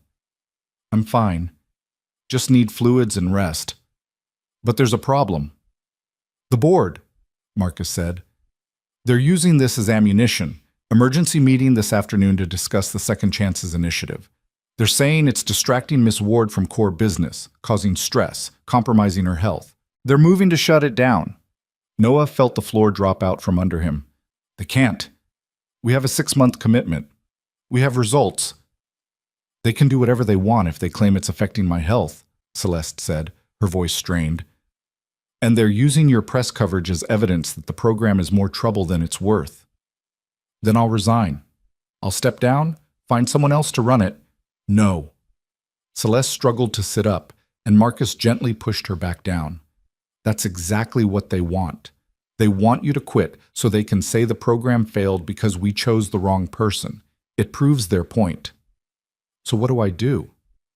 "You fight. This afternoon you walk into that boardroom without me, and you defend the program like your life depends on it. Because it does. And so do the lives of everyone waiting for help." Noah stared at her. This fierce woman who'd taken a chance on him, who'd believed when no one else did, now lying in a hospital bed partly because she'd fought so hard for something people called a vanity project. "I can't do this without you." "Yes, you can. You don't need me to speak for you anymore. You never did." She reached out, grabbed his hand with surprising strength. "You're not a waiter playing at being a director. You're the real thing. You've been the real thing since the moment you walked through my door. Now go prove it." The board meeting was at 2 p.m.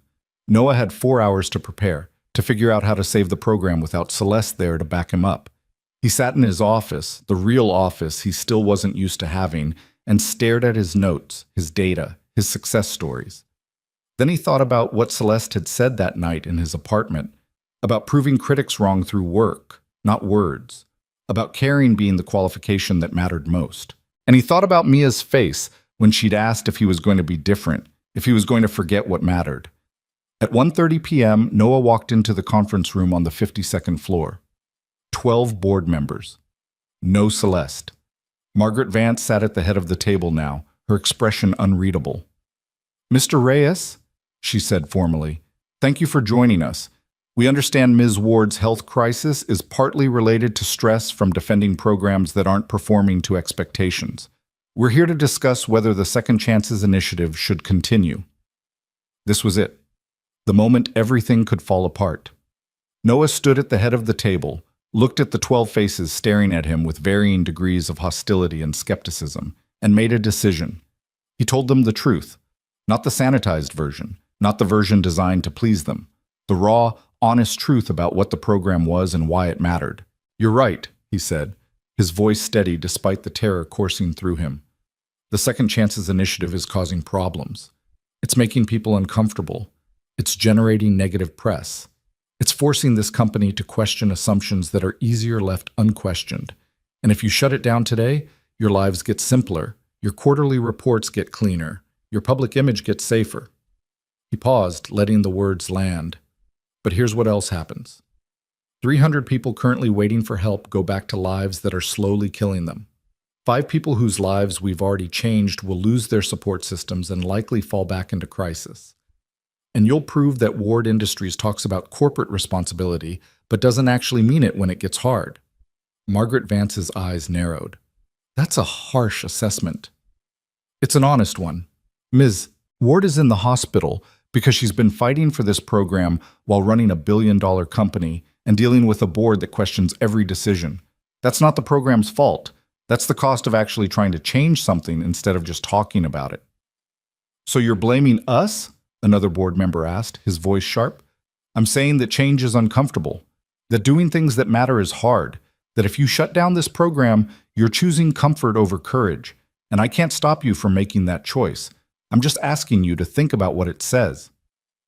The room erupted in arguments, half the board defending Noah, half attacking him. Margaret Vance let them argue for 5 full minutes before calling for silence. Mr. Reyes, you're either incredibly brave or incredibly foolish to speak to this board that way. Probably both, Noah admitted, but I'm tired of pretending. I'm tired of trying to please people who've already decided I don't belong here. So here's what I'm going to do. I'm going to keep doing the work, keep helping people, keep proving through results that this program matters. And if you shut it down, I'll walk out of this building and find another way to do it. Because this isn't about Ward Industries or quarterly reports or your comfort. It's about people who deserve a chance and never get one. He gathered his materials, turned toward the door. If you vote to continue the program, I'll be in my office. If you vote to shut it down, I'll clean out my desk and be gone by end of business. Either way, thank you for the opportunity. Then he walked out, leaving 12 stunned board members behind. He made it to his office before his legs gave out, sank into his chair, his heart pounding, his mind screaming that he'd just destroyed everything. That he'd let his pride and his anger and his exhaustion turn him into someone who just talked himself out of the best opportunity he'd ever had. His phone rang. Marcus. What the hell did you just do? Marcus's voice was somewhere between horrified and impressed. I have no idea. What's happening in there? They're arguing. I've never seen the board this divided. Margaret Vance looks like she's trying to decide whether to have you fired or promoted. Great. That's great. Noah, you need to understand. You just bet everything on that speech. If they vote yes, you're untouchable. If they vote no, you're done. Not just at Ward Industries. Word will spread. No company will touch you. I know. Was it worth it? Noah thought about Maria Santos, about Thomas Wright, about Mia sleeping peacefully with her butterfly book, about Celeste lying in a hospital bed, still fighting. Yeah, he said quietly. It was worth it. An hour later, Marcus appeared at his door. His expression was carefully neutral. The board took a vote. Noah's heart stopped. And? 7-5. The program continues. But there are conditions. What conditions? You report directly to Margaret Vance now instead of Celeste. Monthly progress reviews. If metrics slip, the program ends immediately. And you're on probation. One more incident like today's press coverage, one more controversy, and they reserve the right to remove you. It wasn't a win. It was a reprieve. A stay of execution with conditions attached. But it was enough. I'll take it, Noah said. One more thing. Margaret wants to see you, now. Margaret Vance's office was on the same floor as Celeste's, but felt completely different. Where Celeste's space was modern and open, Margaret's was traditional and imposing. Dark wood, leather chairs, walls lined with awards and photographs of her shaking hands with presidents and industry titans. She gestured for Noah to sit, studied him for a long moment. That was either the dumbest or the smartest thing I've ever seen someone do in a board meeting, she said finally. I haven't decided which yet. Neither have I.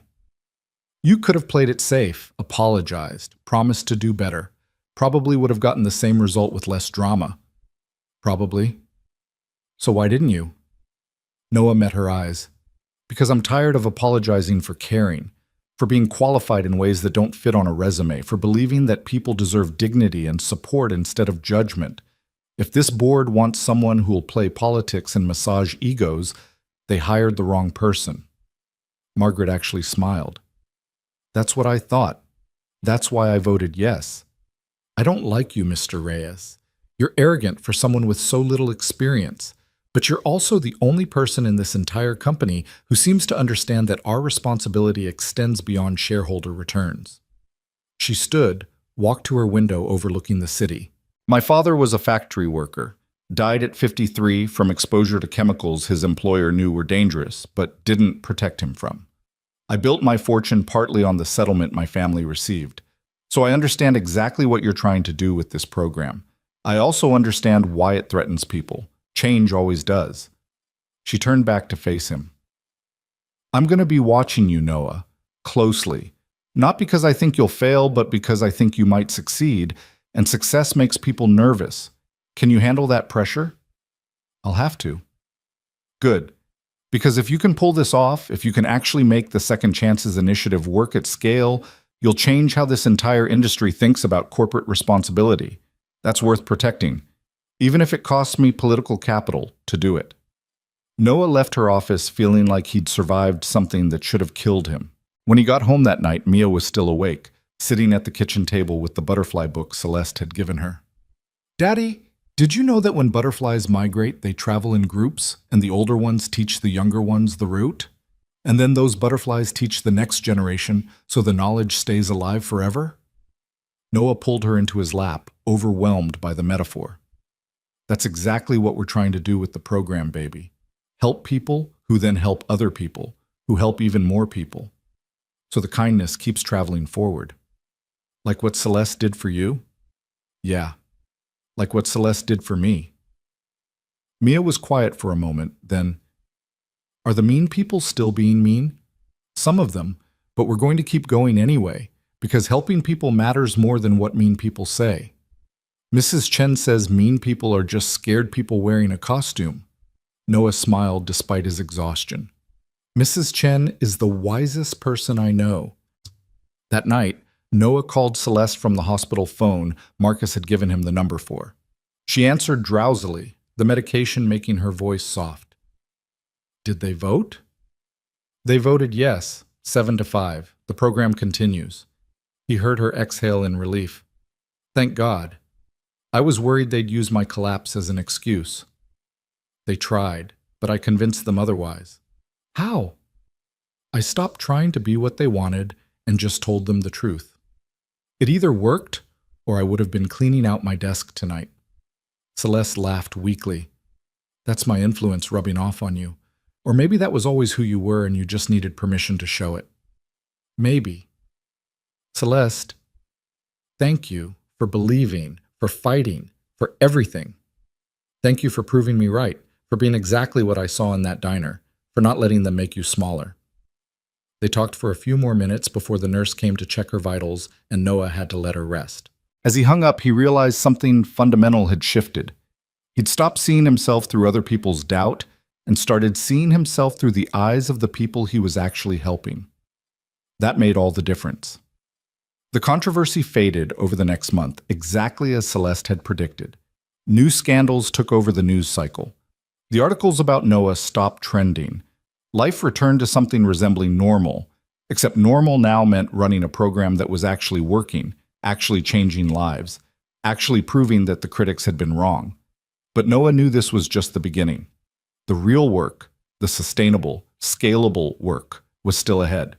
And somewhere out there, more people were waiting, hoping that maybe this time someone would finally see them. He was ready.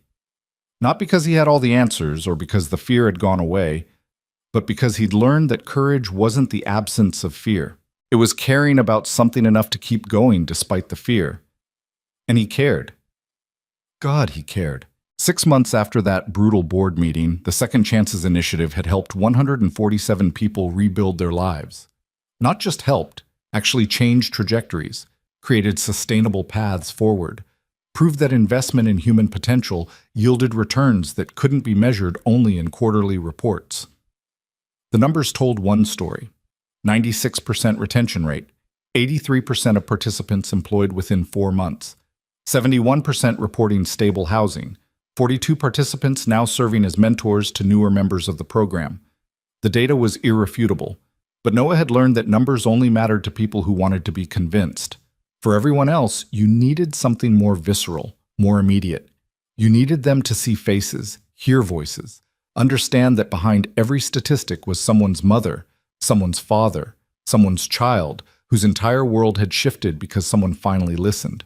That's why when Margaret Vance called him into her office on a Tuesday morning in late March, Noah brought Maria Santos with him.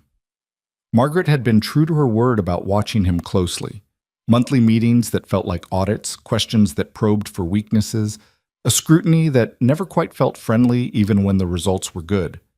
But she'd also been fair, backing him when the board questioned expenses, defending the program when quarterly reviews showed the investment wasn't yet breaking even.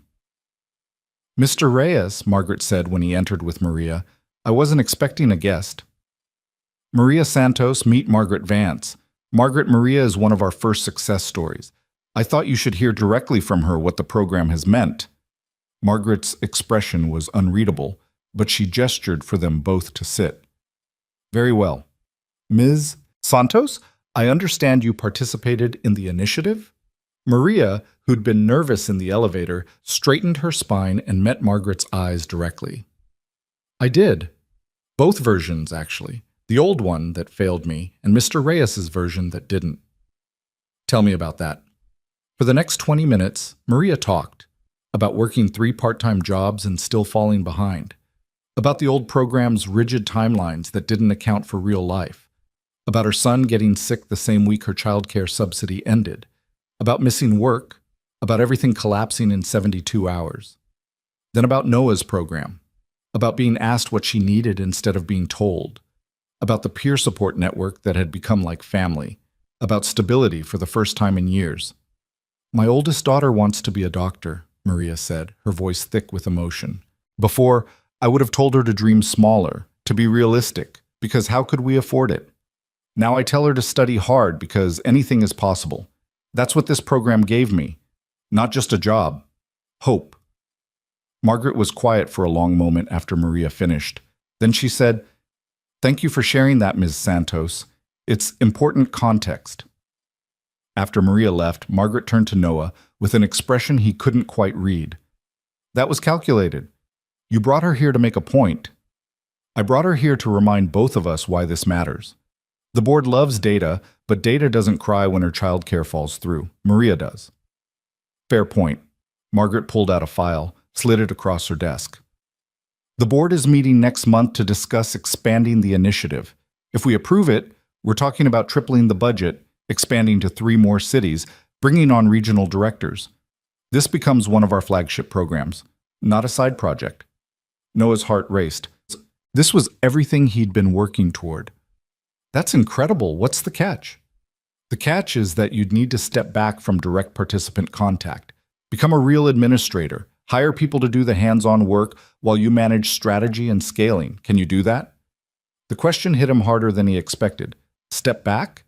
Become the kind of manager he'd built the program to avoid having? Lose the personal connection that made everything work? "I need to think about it." "I expected you'd say that."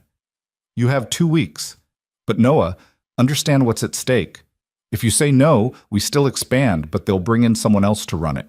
Someone with the credentials you don't have. Someone who might not share your vision. Is your ego worth risking everything you've built?" "It's not ego. It's understanding what makes this work. The moment we become just another bureaucracy, we become just another program that fails people." "Then don't let it become that. Scale it without losing what makes it special. That's your job. That's what leadership actually is." Noah left her office with the file under his arm, and a decision that felt impossible weighing on his chest. He wanted to expand, to help more people, to prove the model worked at scale. But he also knew that the secret ingredient wasn't the structure or the funding or the data. It was the human connection, the fact that every participant knew Noah had been where they were, that he understood struggle as lived experience, not theoretical concept. Could he teach that?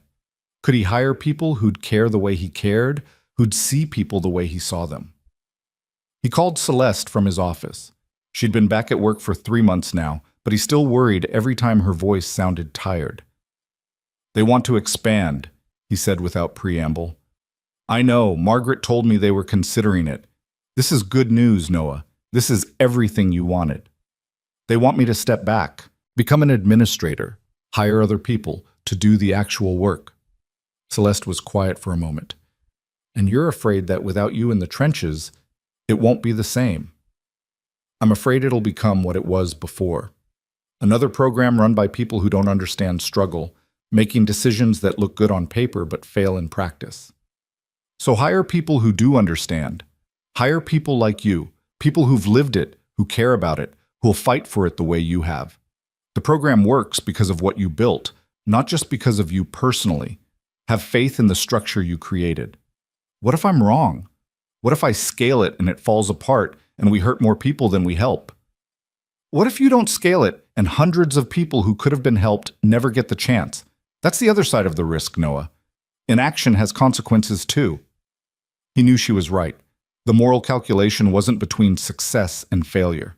It was between helping 147 people directly or helping thousands indirectly. Between being comfortable and being courageous. "I don't know if I can do this," he admitted. "Yes, you do. You've known since Margaret offered it. You're just scared, which means it's important. Remember what I told you that night in your apartment? The only wrong answer is the one based on fear." That evening, Noah sat down with Mia and explained the choice in terms a 7-year-old could understand. She was older now, in 2nd grade at the public school he'd chosen to keep her in despite the scholarship offer, growing into someone fierce and thoughtful and so much like her mother at hurt. "So you have to choose between helping the people you know or helping more people you don't know yet?" Mia asked, her face serious. "Sort of. If I say yes, I'll have to spend more time in meetings and less time with the people who need help. But we could help people in other cities, not just here. Will you still come home for dinner?" The question cut straight to what mattered. "That's the thing, baby. I don't know. This job might get bigger and harder. I might be traveling sometimes. I might be busier." Mia thought about this, her small face contemplative. Then she said something that nearly broke him. "When Mommy died, you promised you'd always be there for me. You promised that even if everything else changed, that wouldn't. And I meant it. I mean it. Then maybe you should think about whether this new job lets you keep that promise. Because the people in other cities need help, but I need you, and maybe that's okay." Noah pulled her close, overwhelmed by her wisdom. "You're right. You're absolutely right. You come first. Always." "But Daddy?" Her voice was muffled against his chest. "You're teaching me that helping people matters. If you say no because you're scared, what does that teach me?" He had no answer for that. His 7-year-old daughter had just articulated the exact conflict tearing him apart. The next morning, he called his team together. All 15 of them now, from Patricia, who'd gone from hostile to his fiercest advocate, to Robert, whose data had proved the model worked, to the 3 peer counselors who'd been program participants before becoming staff members. "I need your honest opinion," Noah said, standing at the head of the conference table. "The board wants to expand. Triple the budget, 3 new cities, regional structure. But it means I'd have to step back from direct participant work and focus on administration. Should I do it?" The question hung in the air. Patricia spoke first. "You should do it. Not because we don't need you in the trenches, but because more people need this program than we can currently serve. Your guilt about not being directly involved is understandable, but ultimately selfish." Noah flinched at the word selfish, but Patricia wasn't done. "I was wrong about you when you started. I thought you were unqualified, that Celeste had made a terrible mistake. I was wrong because I was measuring qualifications the wrong way. You taught me that. Now I'm teaching you something. Leadership isn't about doing everything yourself. It's about building systems that work without you. If this program can only succeed when Noah Reyes is personally handling every case, then it's not actually scalable. It's just your charity project." Robert nodded. "The data supports expansion. We're at capacity here. We're turning away 3 people for every one we accept. And the model is proven. 96% retention isn't luck. It's replicable methodology." One of the peer counselors, a man named Marcus, not to be confused with Celeste's assistant, raised his hand tentatively. Can I say something? Of course. I was homeless 2 years ago, addicted, lost. The old program gave me 30 days in a shelter and called it help. Your program gave me someone who listened, who didn't judge, who stuck with me through relapses and failures. That saved my life. And now I do that for other people. And it works because you taught me how. If you can teach more people to do what you taught me, then yeah, you should expand. Because I was worth saving, and so is everyone else out there who's still waiting. Noah felt his chest tighten. This was why it mattered. This was why the fear couldn't be the deciding factor. Okay, he said quietly. I'll do it. But I need your help. I need to hire people who get it, who care about it, who won't let it become another bureaucracy. Can you help me find them? Patricia smiled. We already started a list. People we've met through the program, people in the network who have the skills and the heart. You're not doing this alone, Noah. You never were. The expansion happened faster than Noah expected. Within 6 weeks, they'd hired 3 regional directors, all of them people who'd experienced hardship themselves, all of them committed to the model. Within 3 months, satellite offices opened in Philadelphia, Boston, and Richmond. Within 6 months, the Second Chances Initiative was serving over 400 people across 4 cities, with plans to expand further. And Noah was miserable. Not because the program wasn't working. The data was spectacular. Success rates remained high. Participant feedback was overwhelmingly positive. The media that had once mocked him now profiled the initiative as a model for corporate responsibility. Ward Industries' stock price increased partly on the strength of positive press about their social programs. No, Noah was miserable because Patricia had been right. Leadership meant administration. It meant conference calls and budget meetings and strategic planning sessions. It meant hiring and training and supervision. It meant spending 40 hours a week in meetings and maybe, if he was lucky, 2 hours actually talking to the people the program served. He was good at it. That was the worst part. He had a natural instinct for managing people, for building consensus, for making hard decisions. The program thrived under his leadership, but he was dying inside slowly, the same way he'd died at the warehouse and the diner, just in a nicer office with better pay. Mia noticed. Of course she noticed. She was Emily's daughter. You're sad again, she said one night in early December, almost a year exactly since that night at Old Maple Diner when everything had changed. They were decorating their Christmas tree, a real one, 7 feet tall, the kind he'd never imagined they could afford. But Noah's mind was somewhere else. I'm not sad, baby, just tired. Shh, you're sad the way you used to be sad when you worked at the diner, like you're going through the motions, but you're not really there. He wanted to deny it, but he'd promised to never lie to her. It's complicated. The program is doing amazing things. We're helping so many people, but I missed the part where I actually got to help them directly. Now I just manage the people who help them. So do both. What? Do both. Keep your important job, but also keep helping people, like how you still work one night at the diner even though you don't have to anymore.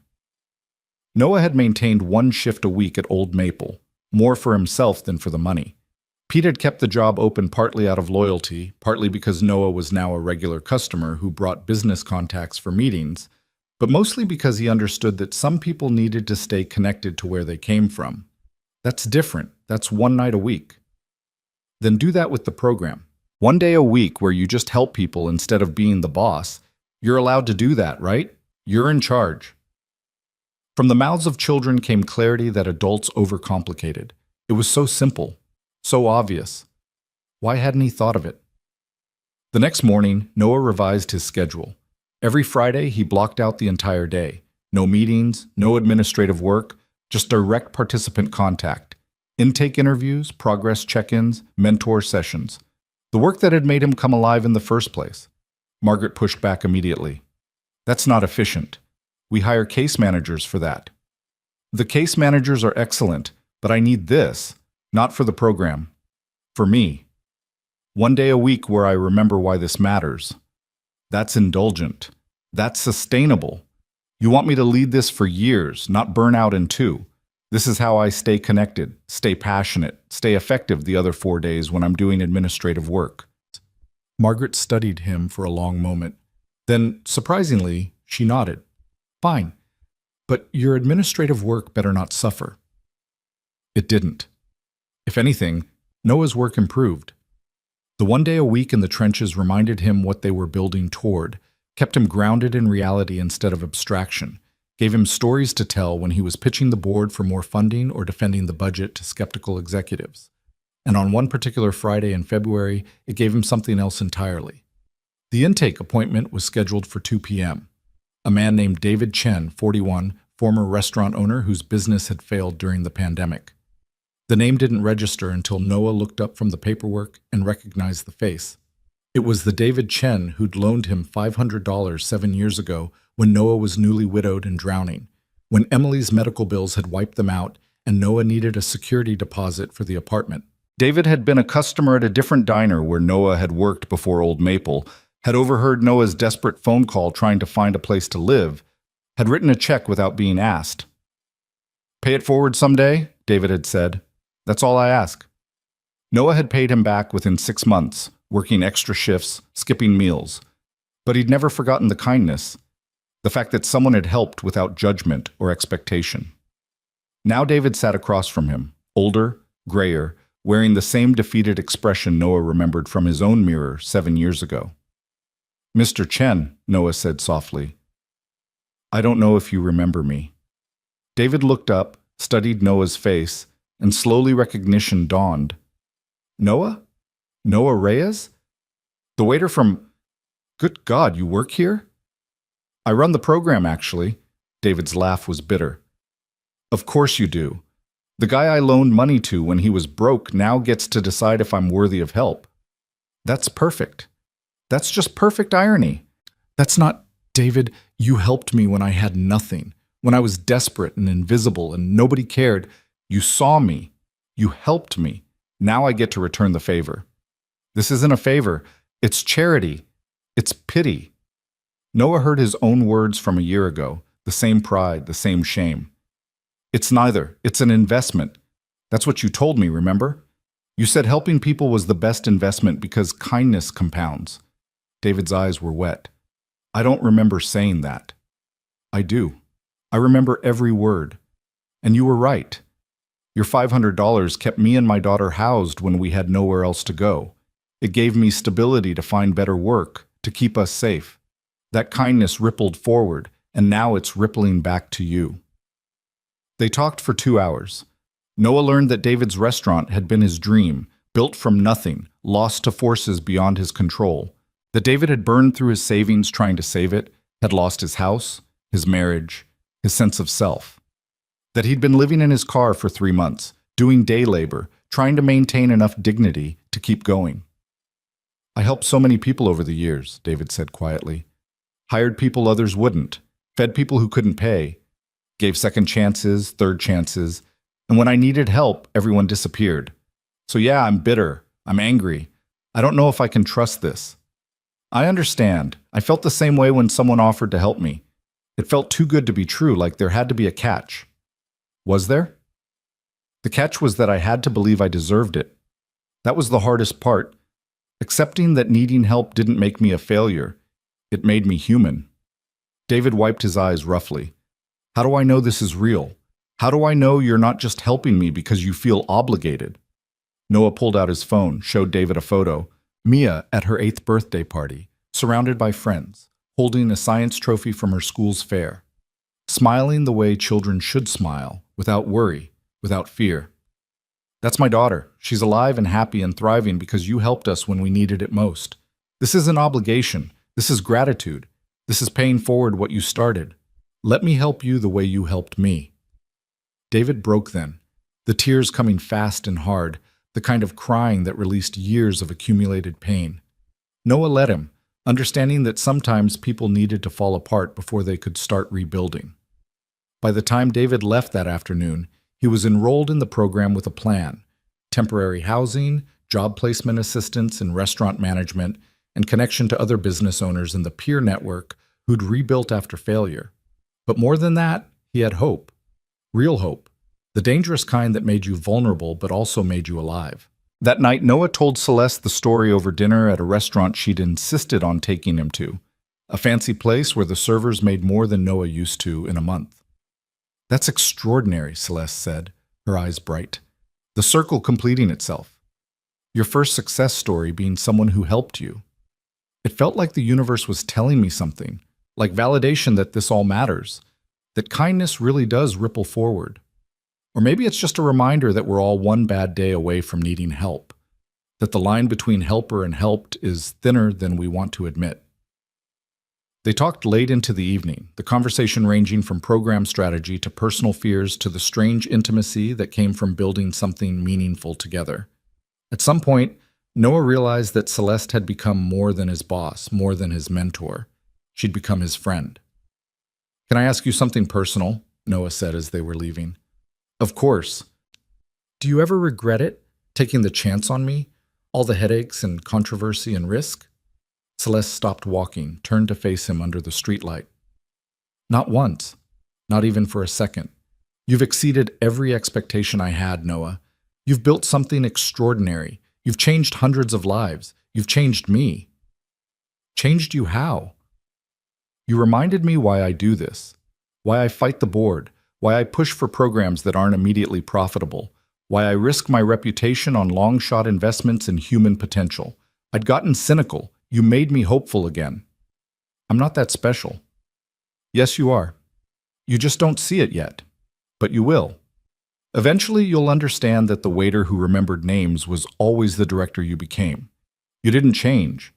You just finally got a platform that matched your capabilities." Noah didn't know what to say to that, so he just said, "Thank you for everything. Thank you for proving me right. Best decision I ever made."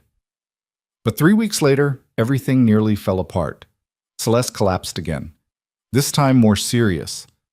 This time the doctors found something the first collapse had masked: a heart condition. Genetic, progressive, treatable, but not curable. She needed surgery, needed months of recovery, needed to step back from the company entirely for at least 6 months. The board moved immediately to capitalize on her absence. Emergency meeting, whispered conversations, barely concealed ambition. They wanted to restructure, to install a new CEO, to push Celeste out while she was vulnerable. And the Second Chances initiative was first on their list of programs to cut. Margaret called Noah into her office the day after Celeste went on medical leave. Her expression was grim. "They're going to kill the program," she said without preamble. "The faction that's always opposed it sees this as their chance. They're arguing that without Celeste's protection, the initiative is unsustainable, too expensive, too risky. But the results don't matter to them. This isn't about data, it's about power.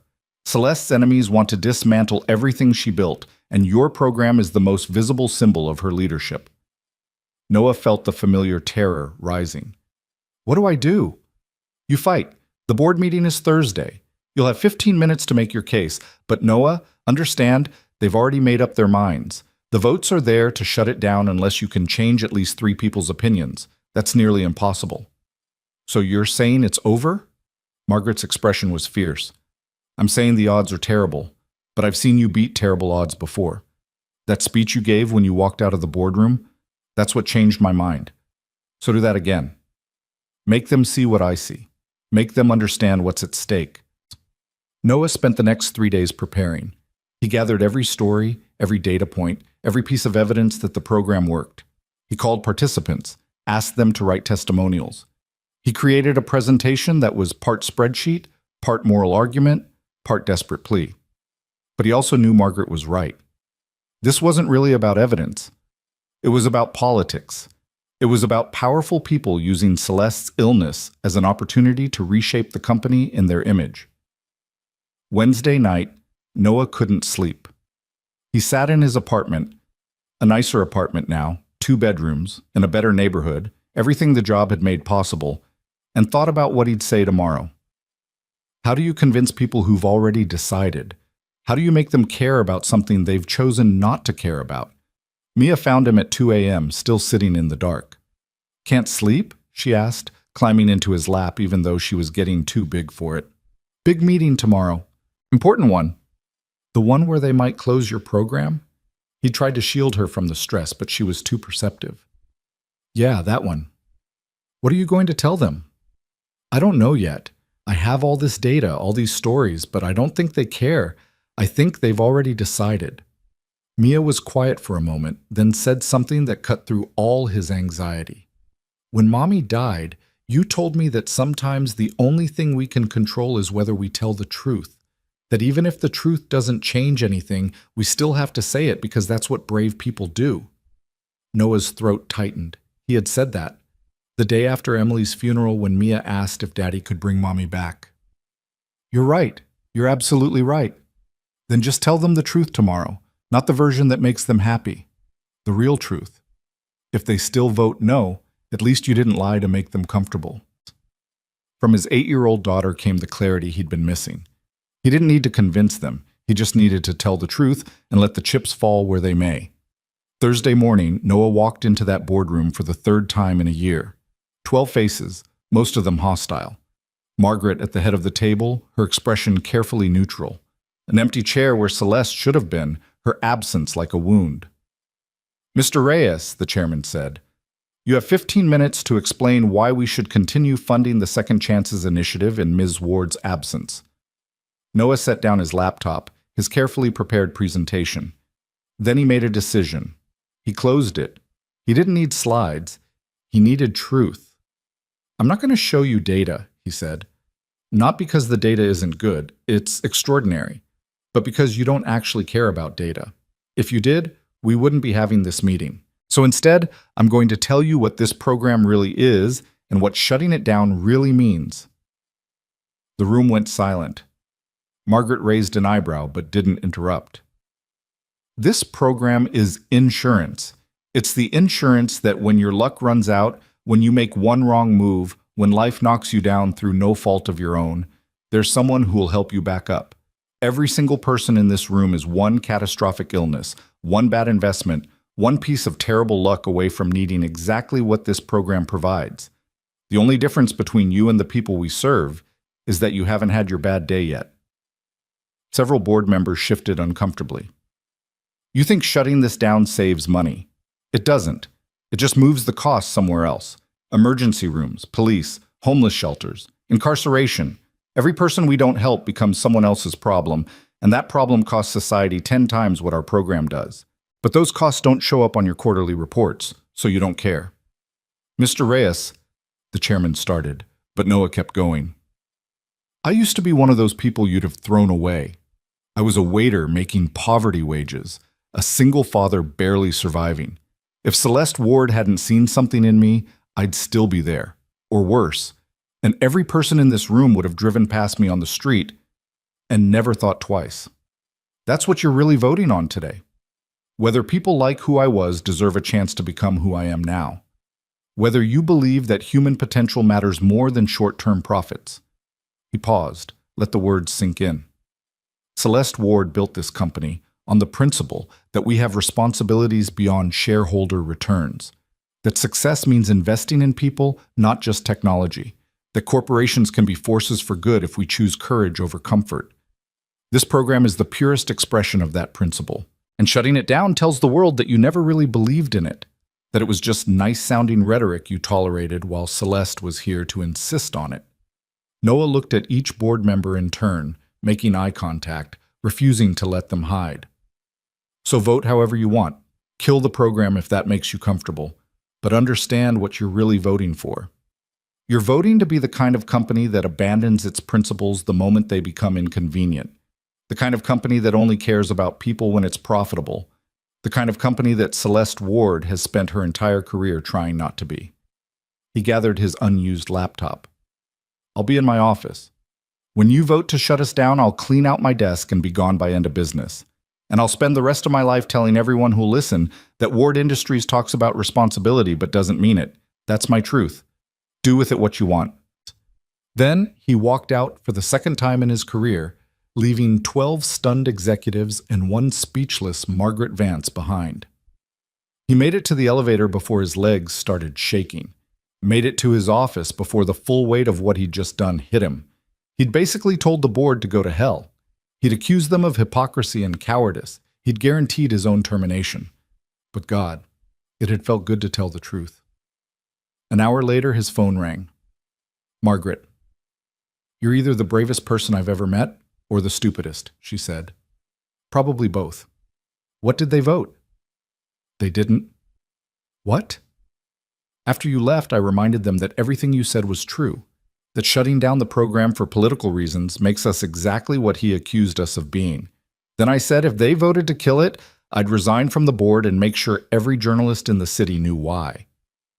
Noah's heart was pounding. And 3 other board members said they'd do the same. Turns out your speech reminded a few people why they got into business in the first place. The vote was tabled. The program continues. You keep your job. But Noah?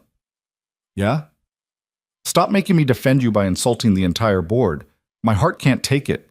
Noah laughed, the sound somewhere between relief and hysteria. I'll try. No promises. That night he called Celeste from her hospital room. She was recovering from surgery, her voice weak but present. I heard you terrorized the board again. Word travels fast. Margaret called me. Said you gave them hell. Said you might be the only honest person in the building. I just told them the truth.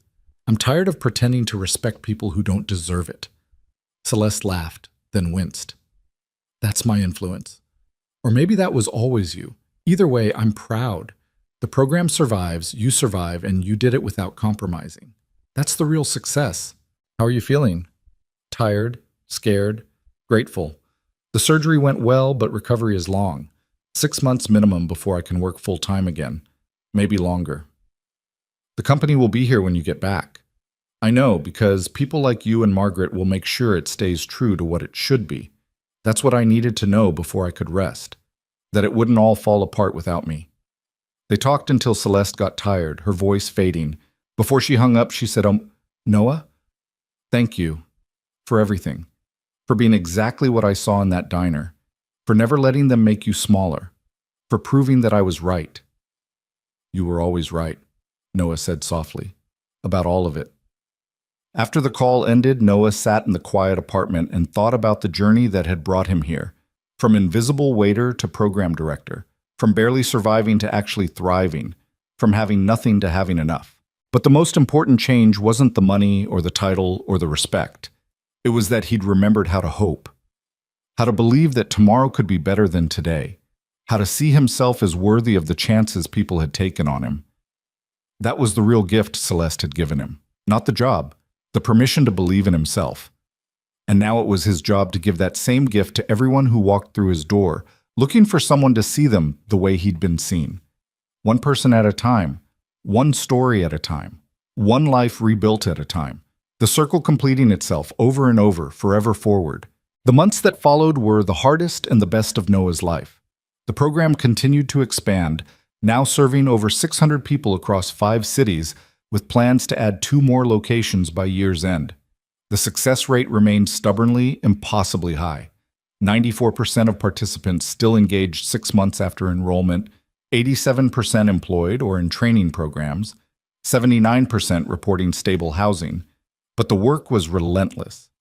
Noah split his time between administration and direct service, between board presentations and intake interviews, between managing a team of 35 people and sitting across from someone who'd lost everything and needed to believe they could rebuild. The balance was precarious, held together by sheer will and too much coffee and the knowledge that hundreds of people depended on him not falling apart. Mia was growing up faster than he could process. 8 years old now, in 3rd grade, her mother's fierce intelligence combined with an empathy that seemed to come from somewhere beyond her years. She'd started asking questions about the program, wanting to know the stories, wanting to understand why her father came home exhausted, but somehow more alive than he'd been in the diner days. One Saturday morning in late April, she asked if she could come to work with him. I want to see what you do, she said over breakfast. I want to meet the people you help. Noah hesitated. The office was no place for a child. Too many stories that involved addiction and violence and trauma. Too many reminders that the world was harsh and unfair. But Mia had that determined look, the one that said she'd already decided and was just waiting for him to catch up. It might be boring, a lot of paperwork and meetings. I don't care, I want to see. So he brought her. cleared it with HR, arranged childcare coverage in the break room for when he had confidential meetings, introduced her to his team. Patricia immediately adopted her, showing her the database systems and explaining in age-appropriate terms how they tracked participant progress. Robert taught her about data visualization, letting her create colorful charts from anonymized success metrics. But the moment that changed everything came when David Chen stopped by for his 6-month check-in. David had transformed over those months. The defeated man who'd sat in Noah's office in February was gone, replaced by someone who stood straighter, smiled easier, carried himself with the quiet confidence of someone who'd survived the worst and come out whole. He'd found work as a restaurant consultant, helping other owners avoid the mistakes that had cost him everything. He'd reconnected with his daughter, who he hadn't spoken to in 3 years. He'd started rebuilding slowly, carefully, sustainably. "Noah," David said warmly, then noticed Mia sitting in the corner with a book. "And who's this?" "This is my daughter, Mia. Mia, this is Mr. Chen. He's one of the people in our program." Mia looked up, studied David with that intense gaze children had when they were figuring something out. "Are you the one who helped my dad a long time ago?" David's eyes widened. "You told her?" "She knows the important stories." Mia stood, walked over to David with the kind of seriousness that would have been funny if it weren't so earnest. "Thank you for helping my dad when he needed it. He says you're the reason we had a home." David's eyes filled with tears. He knelt down to Mia's level. "Your dad helped me too, when I needed it. That's how it works. People help each other, and the help keeps going around in circles." "Like butterflies," Mia said. "What?" "Butterflies migrate in groups, and the older ones teach the younger ones the route. Then those butterflies teach the next generation. That's what you and Daddy are doing, teaching people the route so they can teach other people." The simplicity of it, the clarity, hit Noah like a physical force. That was exactly what they were doing, not just helping individuals, but creating a knowledge transfer system where people who'd survived taught others how to survive, who taught others, in an endless chain of past-forward wisdom. David was openly crying now. "That's beautiful. That's exactly right." After he left, Mia turned to Noah with a thoughtful expression. "Daddy, you're teaching people the same thing Celeste taught you, right? How to believe they deserve help." "Yeah, baby. I guess I am." "Then you should tell her. She probably needs to hear it right now." Celeste was still recovering, still months away from returning full-time, but Noah had been visiting her every week at her home, a penthouse apartment that was somehow both luxurious and surprisingly cozy, filled with books and photos and evidence of a full life beyond the CEO persona. That afternoon, with Mia in tow because Mrs. Chen was visiting her sister, Noah rang Celeste's doorbell for the first time with his daughter beside him. Celeste answered wearing comfortable clothes, her hair loose, looking more human and vulnerable than Noah had ever seen her. Her eyes went immediately to Mia. "So this is the famous Mia. I've heard so much about you." Mia, never shy, extended her hand formally. "Thank you for helping my dad, and for the butterfly book. I still read it." Celeste's smile was genuine. "You're very welcome. Would you like to see my telescope? I have one on the balcony. Your dad tells me you like science." While Mia explored the telescope under Celeste's patient guidance, Noah stood at the window overlooking the city and marveled at the strangeness of his life. 2 years ago, he'd been invisible. Now he was in a billionaire's apartment, watching his daughter learn about celestial navigation from the woman who'd changed everything. After Mia was thoroughly engrossed in identifying constellations despite it being daytime, Celeste joined Noah at the window. "She's remarkable," Celeste said softly. "Emily would be so proud." "You know about Emily?" "I know everything about you, Noah. I did my research before that night at the diner. I knew about the accident, about Mia, about how hard you'd fought to keep her safe. That's why I knew you were the right person. Anyone can be kind when life is easy. You stayed kind when life was impossible." Noah felt his throat tighten. "I visited you today because I wanted to tell you something. The program is working, not just working, thriving. We've helped over 600 people in 18 months. But more than that, we've created something sustainable. The people we help are helping others. David Chen is mentoring 3 other former business owners. Maria Santos is running a support group for single mothers. Thomas Wright teaches coding classes every Saturday. It's become self-perpetuating, exactly like you envisioned. I knew it would, because you built it that way. No, because you gave me permission to build it that way. You taught me that I deserved a chance, and I taught them the same thing, and they're teaching others. It's the same lesson, passed forward in an endless chain. Mia called it butterfly migration today, and she's right. We're teaching people the route. Celeste wiped her eyes. That's beautiful. She's a wise child. She's her mother's daughter, and she wanted me to tell you something else. Noah turned to face Celeste directly. She wanted me to tell you that you need to hear this too. That you deserve the help you're getting, that taking time to recover isn't weakness, that the company will survive without you because you built something strong enough to withstand your absence. That's the real test of leadership, whether it works without you. I'm terrified it will work too well, that they won't need me anymore. They'll always need you, just differently. The way the program still needs me, but doesn't need me to do everything. You taught me to build systems that work without constant supervision. Now trust your own advice. They stood in comfortable silence, watching Mia point out features on the telescope to an imaginary audience, already teaching even though no one was listening yet. How's Margaret treating you? Celeste asked, like a parent who's proud but won't say it out loud. She's tough but fair. The board mostly leaves me alone now.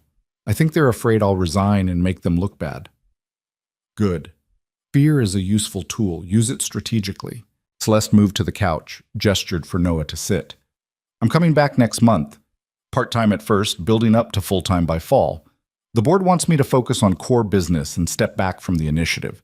They think you've got it handled. Do you agree? I think you've exceeded it. The question is, what comes next for you? What do you mean? The program is established. You've proven it works. You've built a team that's capable and committed. You could maintain this forever, grow it gradually, keep doing exactly what you're doing. Or you could take the next step, which is teaching others to do what you've done, not just within Ward Industries, but across the industry. Companies are watching us, Noah.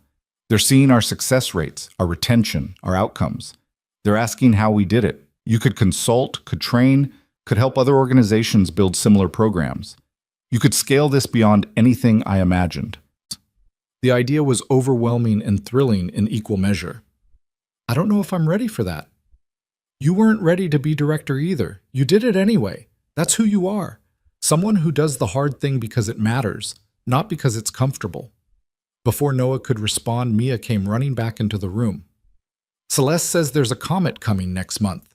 Can we watch it together? The three of us? Noah looked at Celeste, who smiled. I'd like that very much. The comet viewing became a regular thing. Once a month, Noah and Mia would visit Celeste's apartment, and they'd spend evenings on the balcony looking at stars while Mia asked impossible questions, and the two adults who'd changed each other's lives talked about everything and nothing. It was during one of those evenings in June that Celeste made an announcement. I've been thinking about succession planning, she said, while Mia was absorbed in sketching constellations. Not because I'm going anywhere soon, but because my health scare taught me that assumptions about tomorrow are dangerous. Makes sense. I want to create an endowment, separate from Ward Industries but funded by it. The Second Chances Foundation. Its sole purpose would be to fund programs like ours, to train other directors, to spread the model. I want you to run it. Noah nearly dropped his coffee. What? Not immediately, not even soon, but eventually. You'd still oversee our program, but you'd also build the infrastructure to help others create their own. Training programs, consulting, grants, research. Everything needed to make this approach standard practice instead of an exception.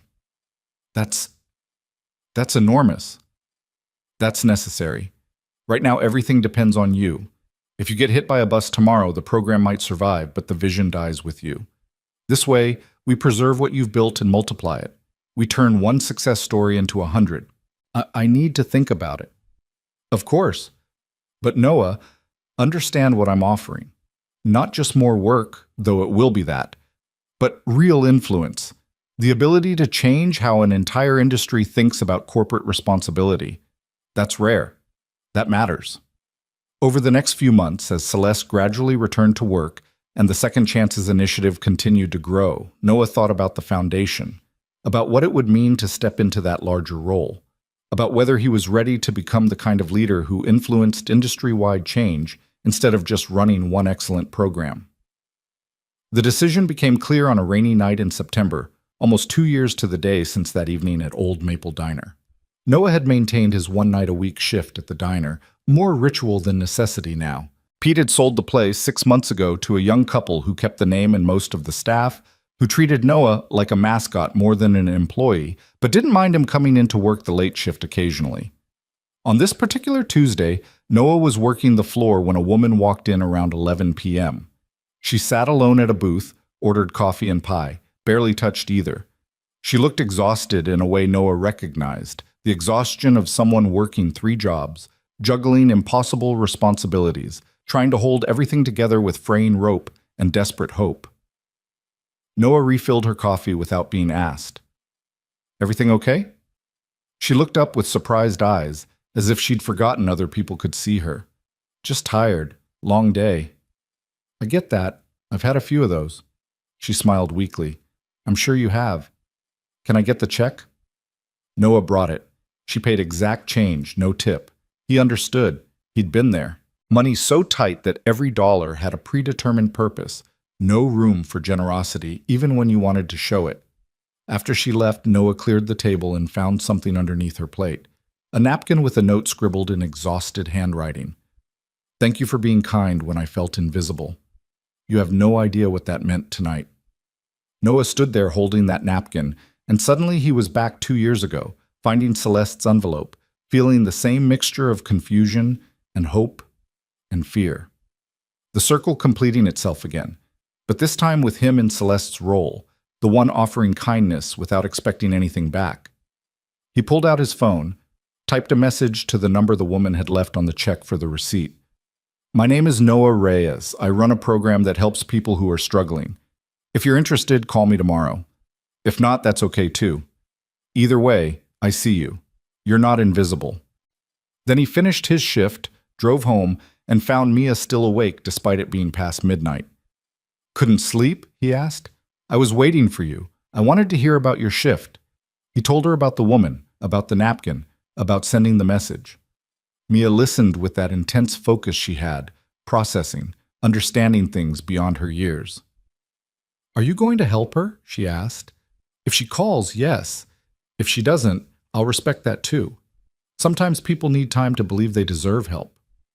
Like you did. Like I did." Mia was quiet for a moment, then said something that crystallized everything Noah had been wrestling with. "Daddy, remember when I asked if you were going to be different when you got the new job?" "I remember. You're not different. You're just more you. The you that was always there but didn't have the chance to show it. And now you're helping other people become more themselves too." Out of the mouths of children came wisdom that adults spent years searching for. Noah pulled Mia into a hug, overwhelmed by gratitude for this small person who saw him so clearly. The next morning, Noah called Celeste. "I'll do it. The foundation. I'll run it. Not because I'm ready, but because it's what needs to happen next. Because staying comfortable would betray everything we've built." "I'm glad." Celeste's voice was warm with approval.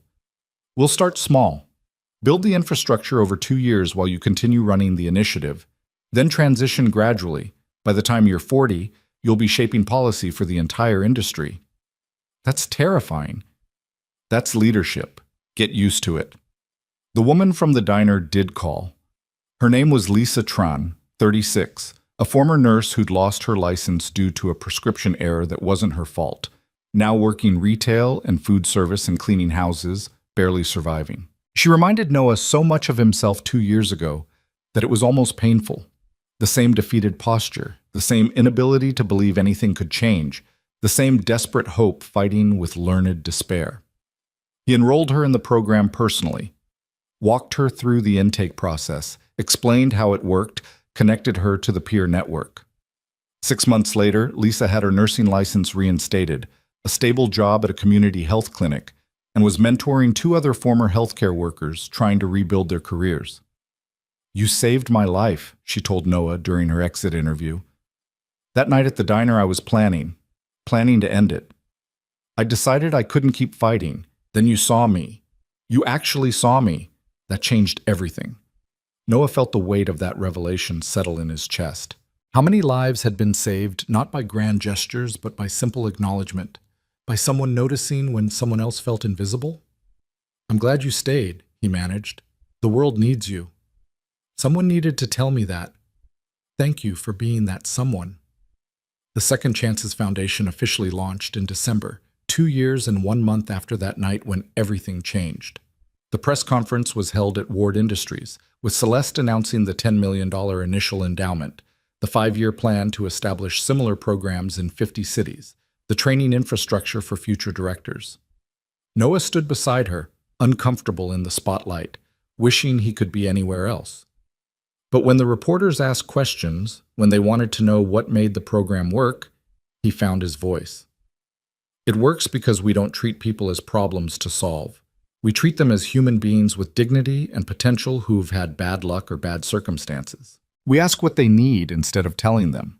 We stick with them through setbacks instead of abandoning them at the first stumble. And we connect them to each other so they build communities instead of competing for scraps. That's not revolutionary. That's just basic human decency applied consistently. The reporter from the newspaper that had originally mocked his appointment pushed back. But Mr. Reyes, your critics say you were unqualified for this position, that Ms. Ward chose you based on sentiment rather than credentials. What do you say to that? Noah looked directly at the camera. I say that credentials are how we filter people out. Lived experience is how we understand who actually knows what they're doing. I was unqualified on paper and perfectly qualified in reality. And every person we've helped was the same, dismissed by traditional metrics, invaluable when given a real chance. That's what the foundation will prove. That talent exists everywhere. We just have to stop being so narrow about how we recognize it. The clip went viral. Within a week, Noah had received interview requests from dozens of media outlets, invitations to speak at conferences, inquiries from companies wanting to replicate the model. The foundation had a waiting list of cities wanting programs before they'd even hired the first regional director. It was overwhelming. It was exhausting. It was exactly what needed to happen. That Christmas, Noah and Mia decorated a tree that was somehow even bigger than last year's. Real, fragrant, covered in lights and ornaments they'd collected over 2 years of actually being able to afford traditions. Mia was 9 now, growing into someone remarkable, someone who cared about social justice and asked hard questions about inequality and wanted to change the world. What do you want for Christmas? Noah asked while they hung tinsel. I want you to keep helping people. That's my present. That's not a present for you, baby. That's just what I do. But it makes you happy. When you're happy, I'm happy. So it is a present. Noah couldn't argue with that logic. So instead, he just held her, this wise, small person who'd survived so much and somehow come through it with her capacity for love intact. On Christmas Eve, there was a knock at the door. Noah opened it to find Celeste standing there with bags of Chinese takeout and a wrapped present. I know you probably have plans, but I wanted to stop by, bring gifts. You didn't have to do that. I wanted to. Can I come in? They ate dinner together, the 3 of them, talking and laughing and feeling like something Noah couldn't quite name. Not a replacement for the family he'd lost, but maybe the beginning of a new kind of family, chosen rather than given, built on shared purpose and mutual respect. After Mia went to bed, Celeste handed Noah an envelope. Not a contract this time. A Christmas card with a handwritten note inside. 2 years ago, I walked into a diner looking for someone. I found you. You've exceeded every hope I had, Noah. You've built something extraordinary. You've changed hundreds of lives. You've changed mine. Thank you for proving that my instincts were right. Thank you for being brave enough to say yes when every reasonable person would have said no. Thank you for reminding me why this all matters. Merry Christmas. C.W. Noah's eyes blurred. Thank you for seeing me, for taking the chance. Thank you for being worth the chance. The years that followed were a blur of growth and challenge and slow, steady success. The foundation expanded to 30 cities by year 3, 50 by year 5. The model was replicated by other companies, adapted and improved, becoming industry standard rather than exception. Noah became a recognized name in corporate philanthropy, speaking at conferences, advising policymakers, training the next generation of program directors. But he never forgot where he came from. He maintained that one shift a week at the diner until Pete retired and the new owners finally convinced him they didn't need the help. He kept his Friday personal contact day, refusing to become so administrative that he lost touch with the actual work. He brought Mia to the office regularly, letting her see firsthand what it meant to build something that mattered. And once a month, without fail, he had dinner with the people who'd been there from the beginning.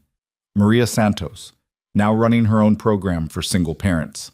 Thomas Wright, teaching coding at a community college. David Chen, who'd opened a new restaurant, smaller, sustainable, successful. Marcus from the peer counseling team, 5 years sober and studying to become a therapist. They called themselves the First Circle, the original participants who'd proven the model worked. They stayed connected not out of obligation but out of genuine friendship, born from shared struggle and mutual support. On a Tuesday evening in November, 5 years after everything began, Noah walked into Old Maple Diner for the last time. The new owners were selling, the building being torn down to make room for condos. It felt right somehow that Noah should be there for the closing, that he should say goodbye to the place where his life had changed. He sat in the same booth where Celeste had sat that night, ordered the same pie he'd served her, let himself remember what it felt like to be invisible and desperate and one bad day from collapse. His phone buzzed, a text from an unknown number. Mr. Reyes, I saw you speak at the conference last week. Your story gave me courage to apply to your program. Thank you for sharing it. Noah smiled. The circle expanding, rippling outward, touching people he'd never meet, creating change he'd never directly see. Another text, this one from Mia. Daddy, don't forget I have my science fair tomorrow. You promised you'd be there. Wouldn't miss it for the world, he typed back. I'm always there for the important things. And he meant it. Because the true measure of success wasn't the programs launched or the lives changed or the recognition earned. It was whether he'd kept his promises to the people who mattered, whether Mia grew up knowing her father was present, engaged, invested in her life, whether the people who'd taken chances on him knew those chances had been worth it. As Noah finished his pie and prepared to leave the diner for the last time, he saw his reflection in the window. Not the exhausted, defeated man who'd worked here 5 years ago, but someone who'd grown into his potential, who'd earned his place, who'd proved that the critics had been wrong about everything that actually mattered. He left a $100 tip for the staff, far more than the meal cost, because he remembered what generous tips had meant when he was the one serving. Then he walked out into the November night, the air cold and sharp and full of possibility. The Honda had been replaced by a reliable sedan. The apartment had been upgraded to a house with a yard where Mia could play. The funeral suit had been joined by a professional wardrobe, but the most important changes weren't visible. They were internal. They were about believing he deserved good things, about understanding that needing help didn't make him weak, about knowing that his worth wasn't determined by his worst days. Noah drove home through streets he knew by heart, past the community center where the program was based, past the park where he and Mia spent Saturday afternoons, past all the landmarks of a life rebuilt from ruins. Mia was waiting when he got home. Her science project spread across the kitchen table, something involving plant growth and water quality, ambitious and thoughtful, and likely to win awards because she'd inherited her mother's brilliance. How was the diner? She asked. Sad, but good. Everything ends eventually. The important thing is what you build during the time you have. Deep thoughts, Dad. I have my moments. He sat beside her, examined her project. This looks amazing. Tell me about it. And she did, her voice animated and passionate, explaining her hypothesis and methodology and findings with the confidence of someone who'd never been taught to doubt her intelligence or potential. Watching her, Noah realized this was the real success, not the program or the foundation or the recognition. This. His daughter growing up secure and loved and unafraid to take up space in the world. His daughter who'd never have to feel invisible, never have to wonder if she deserved help, never have to choose between dignity and survival. That was the gift Celeste Ward had given him, passed forward now to Mia, who would pass it forward to others in ways Noah couldn't predict or control. The circle completing itself over and over, forever forward. Later that night, after Mia was asleep, Noah sat in his home office and opened his laptop. He'd been writing his story for months now, trying to capture what had happened, how it had happened, why it mattered. Not for publication, he wasn't sure he wanted to share it that publicly, but for himself. For Mia. For anyone who felt invisible and needed to know that change was possible. He typed the final paragraph. 5 years ago, I was a waiter counting singles and hoping for tips that would let me feed my daughter. Today, I run a foundation that's changed thousands of lives. The distance between those two people seems impossible, but it was crossed one step at a time, one choice at a time, one act of courage at a time.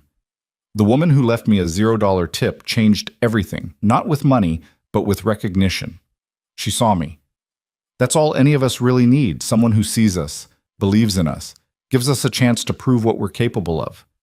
Some tips change nights. Others change lifetimes. Mine changed everything, and now I spend every day trying to do the same for others, passing forward the gift of being seen. The circle never ends. It just keeps expanding, rippling outward, touching lives I'll never know, creating change I'll never directly witness. That's the real legacy. Not what I accomplished, but what everyone I helped will accomplish. Not my success, but their potential unleashed. That's worth every hard day, every moment of doubt, every time I wanted to quit but kept going anyway. Because some things matter more than comfort. Some things are worth fighting for. People are worth fighting for. Always. He saved the document, closed his laptop, and sat in the quiet house thinking about tomorrow.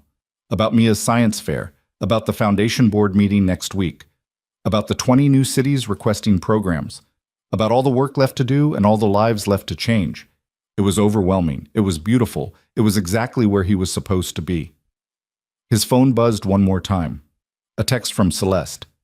Dinner next week? I want to hear about the expansion plans. And Celeste Jr. sends her love. Noah smiled. Celeste had adopted a daughter 8 months ago, a 6-year-old named Celeste Jr., who everyone called CJ, who Celeste was raising the same way Noah raised Mia, with love and security and the certainty that she deserved every good thing. The two girls had become inseparable, two kids who'd started life with loss and were being given second chances by parents who understood what second chances meant. Absolutely, Noah typed back. Same restaurant where this all started? Perfect. Full circle. Full circle indeed. Noah turned off the lights, checked on Mia one last time. She was sleeping peacefully, her science project notes scattered across her nightstand, her butterfly book still on the shelf, and climbed into bed. Tomorrow would bring new challenges, new people needing help, new stories of struggle and resilience and hope. But tonight he could rest. Tonight he could feel satisfied that the work was good, the impact was real, the circle was expanding. Some tips changed nights. His had changed a lifetime. And every day he worked to change others, one person at a time, one story at a time, one act of recognition at a time. The circle completing itself over and over, forever forward. And that was enough. That was everything. The end.